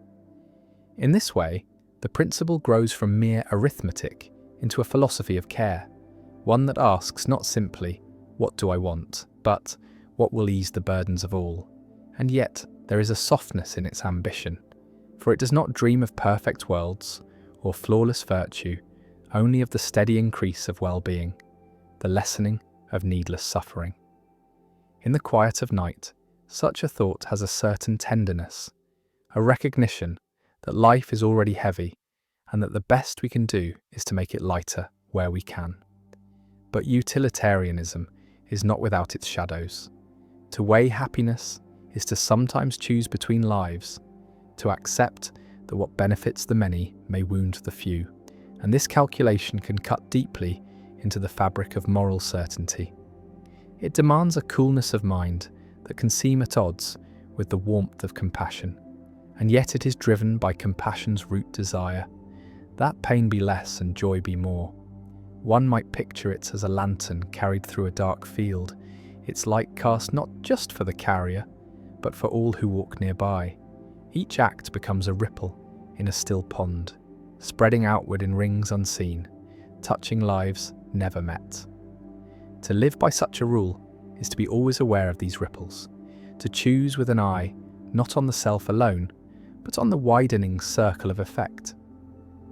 In this way, the smallest kindness becomes great, and the smallest cruelty becomes grave. The candle's flame dips, sways, then steadies again, and one can almost feel in that fragile steadiness the essence of this thought, that the good is not a single blaze, but the gentle work of keeping the light burning for as many as it can reach. Now let us drift into the realm of existentialism, a philosophy that stands in the quiet space between the vast indifference of the universe and the fragile beating of a human heart. Kierkegaard spoke of the leap, the choice to believe or to act in the face of uncertainty, while Sartre declared that existence precedes essence, that we are not born with a fixed nature, but must carve our own from the raw stone of being. In this vision, there is no script, no eternal blueprint waiting to be discovered, only the open field of freedom, both exhilarating and heavy with the weight of responsibility. For to be free is also to be without excuse. Every choice, even the refusal to choose, shapes the meaning of one's life. Camus saw this clearly in the figure of Sisyphus, condemned to push the boulder without end, yet free to find joy in the act itself, to turn the burden into a form of defiance. In existentialism, the meaning of life is not given but made, shaped moment by moment in the furnace of decision. It is a philosophy that does not shy from the darkness. It asks us to stand within it and light our own small flame, knowing it may be the only one. This freedom can be dizzying, for the mind longs for certainty, for a map, for a guiding star that will not fade. Yet existentialism whispers that no such star is fixed, that we must chart the heavens ourselves, and that in doing so we become the cartographers of our own reality. Even despair in this light can be transformed, for when nothing is predetermined, every step becomes a declaration, every act a creation. The candle on the table burns without asking why. Its purpose is found in the burning itself. So too with life. Its meaning may be nothing more than the living of it, and yet in that simple truth lies a strange and unshakable dignity. To live without guarantees is to walk a path that is fully one's own, and in that ownership there is both solitude and strength. Perhaps this is why, in the quiet hours, existentialism feels less like a burden and more like a permission, the permission to be, to choose, to shape, and to stand as the sole author of one's fleeting but luminous story. Now let us move into the idea of the social contract, the quiet yet binding thread that weaves individuals into the fabric of a society. Hobbes spoke of a world before such a contract, a state of nature where life, though free, was solitary, poor, nasty, brutish, and short, where each lived by strength or cunning, and safety was a fragile dream. To escape this chaos, people, he said, surrendered certain freedoms, placing them in the hands of a sovereign power in exchange for order and protection. Locke's vision was gentler, imagining the contract as a guardian of life, liberty, and property, with the right to replace rulers who broke its trust. Rousseau heard another note entirely, speaking of the general will, the shared interest that rises above individual desires, the possibility of a collective self that acts not to oppress but to free. In each telling, the contract is not a paper in a drawer, but a living agreement, renewed in every act of cooperation, every law obeyed or challenged, every moment where self-interest bends toward the common good. It is unseen yet everywhere, shaping the streets we walk, the words we speak, the trust with which we open our doors at night. Without it, the world would return to the scattered silence of fear, where each step must be guarded and every stranger is a threat. Yet with it comes the weight of obligation, for to be part of a society is to bear the responsibility of maintaining its justice, to give as well as to take, to remember that rights are not solitary possessions, but shared inheritances. The candle burns lower, its light touching the edges of the room, and one feels in that circle the shape of the contract itself, an agreement to keep the flame alive so that all may see. But contracts, like flames, are delicate. They require care, they demand the tending of truth, the protection of fairness, the vigilance against those who would twist the common good to private ends. And so, to honour the social contract is not only to live within its safety, but to guard its spirit, to ensure that the promise made long ago in silence still holds in the lives of those who have never spoken it aloud. Now let us wander into the ancient current of the Tao, the way, the quiet path spoken of in the old verses of Lao Tzu, a path not built but discovered, not forced but followed. The Tao is the rhythm beneath all rhythms, the flowing order that needs no command, the movement of clouds and rivers, the unfurling of leaves, the turning of the seasons, all in harmony, without hurry. To walk with the Tao is to let go of the restless urge to control, to see that the world shapes itself without the heavy hand of constant interference. The sages called this Wu Wei, effortless action. Not idleness, but the art of doing in a way that does not fight the current. It is the tree bending in the wind rather than breaking, the stream finding its way around stone without force. The Tao is not a destination, but the living present. Not a doctrine, but the quiet awareness that each moment holds its own completeness. It asks no oaths, no declarations, only the soft attentiveness that notices the pattern already unfolding. One who follows the Tao is like water, yielding yet unstoppable, clear yet deep, seeking the low places others avoid, nourishing without demanding. This way of being does not deny desire, but it does not cling to it. It does not refuse action, but it does not wrestle with it. In this light, ambition is not abandoned, but transformed, becoming less about climbing and more about flowing, less about conquest and more about harmony. The candle flickers with a small shift in the air, its flames swaying but not going out. A small lesson in the Tao itself, movement without loss, change without destruction. To understand the Tao is to see that control is an illusion, that the greatest strength often lies in yielding, that the world's deepest wisdom moves quietly, without announcement, shaping mountains and lives alike in its patient course. And so the way is always here, as near as the breath, as silent as the stars, waiting only for the stillness in which it can be heard. Now let us drift into David Hume's quiet yet unsettling thought, the problem of induction, a gentle unthreading of the trust we place in the patterns of the world. From childhood, we are taught to expect that the sun will rise tomorrow because it rose today, that bread will nourish because it always has, that dropped stones will fall because they always do. But Hume asked, how can we truly know this? We have seen these patterns repeat, yes, but repetition is not proof. We believe the future will mirror the past, not because of reason, but because of habit, a habit so deep it feels like certainty. We watch cause and effect as though they are bound together by necessity, yet what we actually see is only one thing following another, again and again, until the mind weaves its own invisible thread between them. We never witness the binding itself, only the sequence, only the rhythm. In this way, our confidence in tomorrow rests on an assumption we cannot prove, and yet cannot live without. Hume did not mean to strip the world of trust, but to show that our trust is a creature of the mind, not the logic of the universe.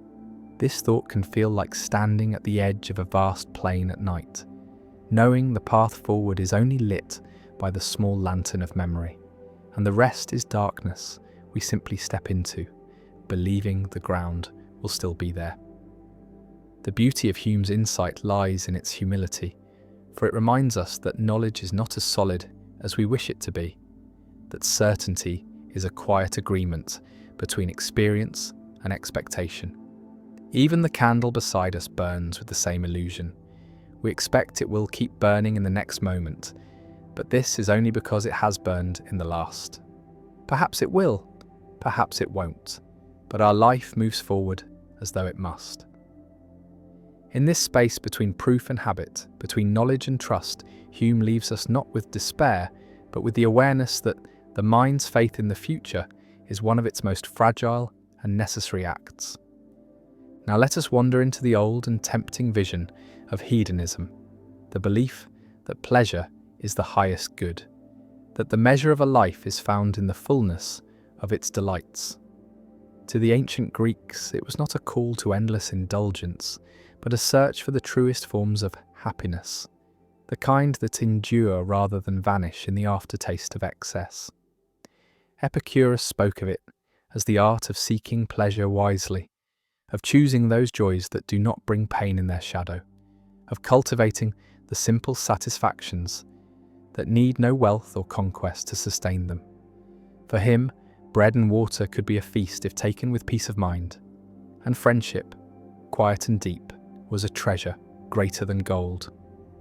In this light, pleasure was not the frantic grasping at sensation, but the gentle shaping of life, to avoid unnecessary suffering, to find contentment in what is near at hand. Yet hedonism holds a mirror to a truth many resist. That pain is the weight we seek to set down, and joy is the lightness we seek to carry. To follow this path is to learn the difference between what pleases in the moment and what nourishes across time, to see that the richest pleasures are often the softest ones, like the warmth of the sun on closed eyelids or the sound of rain against a window. But there is danger here too, for the pursuit of pleasure can so easily drift into a hunger that is never sated, a chasing of peaks that leaves one hollow between them. This is why the wiser hedonists speak of balance, of knowing when to stop, of savouring rather than consuming.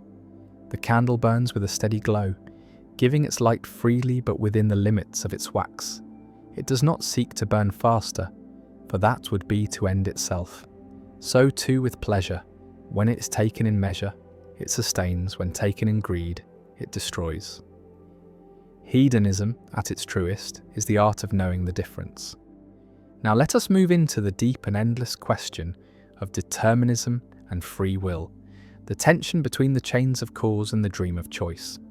Determinism whispers that every action, every thought, every breath is the inevitable result of all that came before, that the universe is a vast, unbroken chain stretching backward to the first movement and forward to the last, each link forged by the one before it. In this view, the moment of decision is not a birth but an unfolding, like a seed opening because it must, like the tide rising because it is pulled. If the mind is shaped by genes, by upbringing, by the precise arrangement of atoms and events, then perhaps even the belief in freedom is simply another link in the chain. And yet, against this, the feeling of choice rises like a stubborn flame, the sense of standing at a crossroads, of being able to step left or right, to speak or remain silent, to act or to refrain. Free will insists that within the machinery there is a space, however small, where the self can push against the weight of what has been and make something new. Some see the two not as enemies but as different lights on the same river, that perhaps the current is fixed, yet the way one moves within it is one's own, that freedom may lie not in altering the flow, but in choosing how to meet it. Others suggest that even if all is determined, the experience of choosing is real enough to live by, for a life lived as if one is free is shaped differently than one lived in resignation. The candle on the table burns because the match was struck. The match was struck because the hand moved. The hand moved because of thoughts. The thoughts arose because of other moments, each leading to this small circle of light. Whether this flame was inevitable from the birth of the stars or lit by a free and sudden act may never be known. Perhaps it is in the mystery between these two that human life unfolds, a dance of necessity and possibility, where even if the steps are written, the dancer still moves with grace. Now let us step into the quiet puzzle of the ship of Theseus, an ancient question that drifts between the harbours of identity and change. The story is simple. A ship preserved in honor of a hero is kept seaworthy for centuries by replacing its parts as they decay. First a plank, then a mast, then the sails, until every single piece is new. And so the question arises, when all the original parts are gone, is it still the same ship? At first it feels like a trick of language, but the longer one lingers, the deeper it pulls. For if the ship is not the same, then at what moment did it cease to be itself? Was it when the first plank was replaced, or the last? And if it is the same, then what makes it so? The form, the function, the name, or something else entirely? The puzzle grows stranger still when one imagines the discarded pieces gathered and rebuilt into a ship identical to the original. Which then is the true ship of Theseus, the one with the unbroken history, or the one made of the original wood? The candle flame quivers slightly, and one realizes that the question is not only about ships but about people, for our bodies too are replaced piece by piece as the years turn, cells dying and being born, memories fading and shifting, beliefs evolving, faces changing. Yet we say without hesitation, I am still myself. Perhaps identity is not the matter from which we are made, but the continuity of the journey, the thread of experience and memory woven through time. Or perhaps we are, like the ship, something that both changes completely and remains somehow whole, our essence not fixed but a living thing, shaped and reshaped by the tides of existence. In this way, the ship of Theseus is less a riddle to be solved than a mirror, quietly reflecting the mystery of what it means to remain oneself while becoming someone new. Now let us rest within the strange and quiet terrain of absurdism, the recognition, as Albert Camus saw it, that human beings are creatures who seek meaning in a universe that offers none in return. The mind yearns for clarity, for a grand design, for a purpose written in the stars. Yet when it looks outward, it meets only silence, a vast and unbroken stillness. This is the absurd, not chaos, not hostility, but the endless tension between the hunger for meaning and the absence of it. Many, upon feeling this weight, rush to escape it, turning to faith, ideology, or distraction, anything to stitch a pattern into the blank cloth of existence. But Camus suggested another way, to face the absurd without flinching, to accept that life is without ultimate explanation, and yet to live it fully, intensely, as though the lack of meaning were not a prison, but a kind of freedom. In his image of Sisyphus pushing the stone, he saw not a figure crushed by futility, but one who, in embracing the endless task, finds his own victory. If there is no higher plan, then each moment becomes the canvas, and we, the painters of its fleeting colours. The candle's flame, which will inevitably burn down to nothing, still gives its light in this moment, and that light is enough. Absurdism asks not for resignation, but for defiance, not the bitter defiance of rage, but the quiet defiance of joy, the choice to smile in the face of the void. It whispers that life's worth is not hidden behind some distant curtain to be drawn back at the end, but here, in the very act of living, in the taste of water, in the warmth of a shared glance, in the sound of wind moving through leaves at night. And so, one learns to walk through the silence with open eyes, to push the stone with steady hands, knowing that the meaning one seeks may never come, and yet finding, in the seeking itself, something that feels like meaning after all. Now let us enter the shadowed depths of Plato's allegory of the cave, a vision of human understanding drawn in the soft charcoal of myth. Imagine a group of people who have lived their whole lives chained in darkness, their faces turned toward a wall, able to see only the flickering shadows cast by objects passing before a fire behind them. To these prisoners, the shadows are the only reality, the shapes the only truth, for they have never seen the objects themselves, nor the fire, nor the world beyond the cave. Then imagine that one prisoner is freed, pulled into the light, stumbling and blinded at first. for the truth is painful when the eyes have known only darkness. Slowly, shapes emerge. The fire, the path upward, and finally, beyond the cave, the vast and radiant world under the open sky. Trees, water, sunlight, stars. In that moment, the freed one understands that all they had believed was but a pale reflection of something greater. Yet the allegory does not end there, for the freed prisoner feels the pull to return, to descend again into the cave and tell the others of what lies beyond. But the others, unaccustomed to such talk, may not believe, may even resist, for the comfort of familiar shadows can feel safer than the blinding strangeness of truth. Plato's vision is not only about knowledge, but about the soul's journey from illusion to reality and the cost of awakening. For to see the light is also to know the darkness for what it is, and to live with the burden of both. The candle on the table flickers, casting soft shadows on the wall, and one can feel the cave in them. The way perception can be bound by what the senses allow, the way truth often waits beyond the frame of sight. The allegory whispers that each life is a kind of cave, and that to seek wisdom is to climb toward the light, even if the ascent is slow, even if the sun's brightness brings tears, even if the ones left below cannot follow.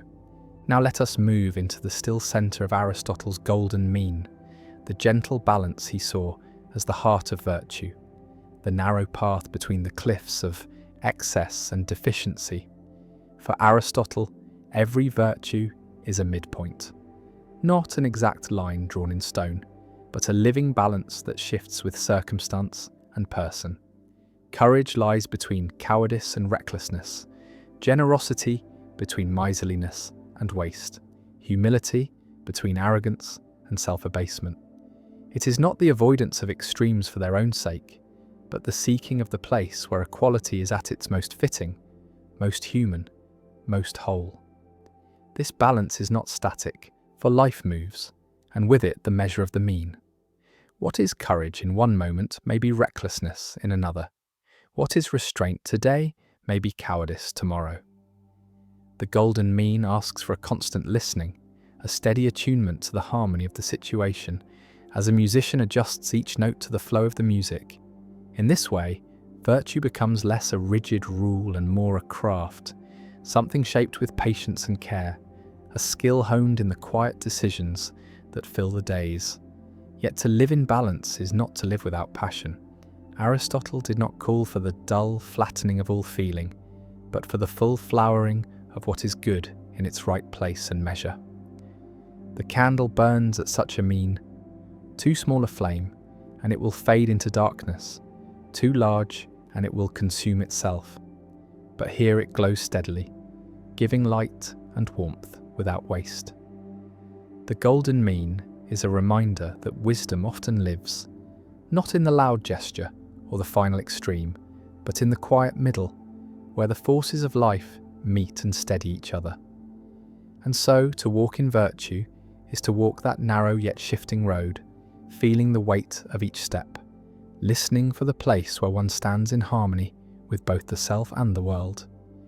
Now let us drift into the quiet logic of the principle of sufficient reason, the thought that nothing exists without a reason why it is so and not otherwise. Leibniz shaped it into a guiding light for the mind, a soft but unyielding demand that every fact, every event, every shadow and star carries within it the thread of its own explanation. To accept this principle is to believe that the world is not scattered chaos, but an ordered tapestry, each stitch bound to the next by the necessity, of course, the inevitability of reason. Yet this is not only a law for the scientist or the philosopher, it is the silent pull that makes a child ask why again and again, the impulse to peer behind the curtain of the obvious, to lift the stone and see what lives beneath. It whispers that no leaf falls without a cause, no thought rises in the mind without its roots, no flame burns without the marriage of air and spark. The candle before us is here because the wax was shaped, the wick was set, the match was struck, The air allowed it to live, each step a reason, each reason part of a longer chain that winds back beyond sight. But the principle carries its own shadows. For if everything must have a reason, then what reason is there for the whole of existence itself?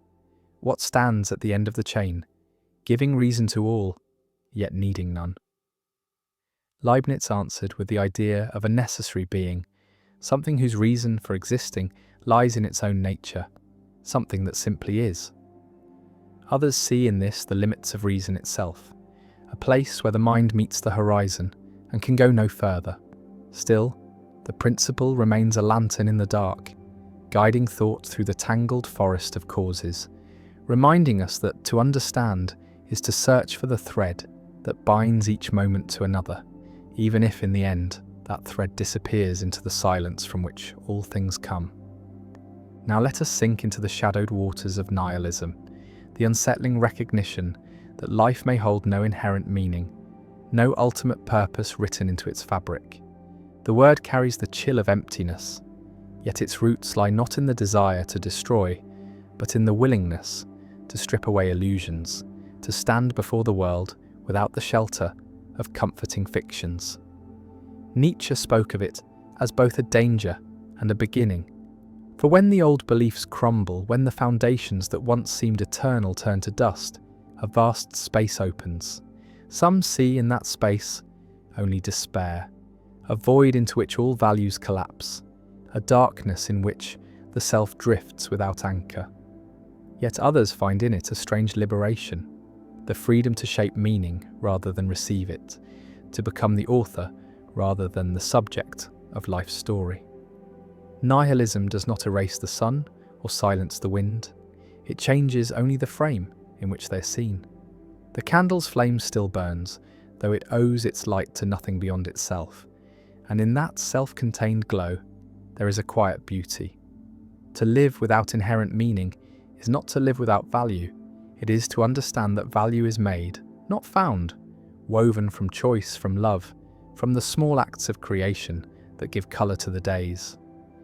The danger comes when the void is mistaken for an end rather than a beginning, when the absence of given purpose is read as the absence of all purpose. But for those who can bear the weight of it, nihilism becomes not a sentence, but a horizon, a wide and open space where the individual stands in the stillness and begins to speak meaning into the silence. It is a call to live, not because life is guaranteed to matter, but because it can be made to matter, and in that making lies a kind of quiet triumph.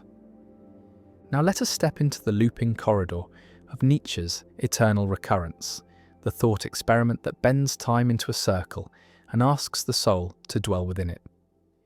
Imagine that one night, in the stillness of solitude, a voice comes to whisper that every moment of life, every breath, every joy and sorrow will return to you again and again, not once, not twice, but endlessly, exactly as it has unfolded before. Each gesture repeated, each word spoken again, each glance, each mistake, each triumph, forever. At first the thought may feel like a weight, an unbearable burden, the idea that even the smallest pains will be lived not only once but countless times. Yet Nietzsche posed it not as a curse but as a test, a mirror held to the heart to ask, if this were true, could one embrace it? Could one say yes to the totality of existence, to the light and the shadow, the sweetness and the bitterness, as if they were inseparable notes in the same music? To live as though the eternal recurrence were real is to live without reservation, to choose each act as if it were to echo across eternity, to stand before life and affirm it wholly without wishing a single moment away. The candle before us burns with this same silent repetition. Each flicker is both new and the same, a dance of light that will appear and vanish in countless forms, yet always aflame. The idea does not demand belief in a literal cycle. It asks instead whether one can meet life with such depth of acceptance that even if all returned forever, nothing in it would be denied. It is a call to live so completely that time itself, in its endless turning, would become not a prison, but a celebration, a circle one would step into again and again, not in resignation, but in joy.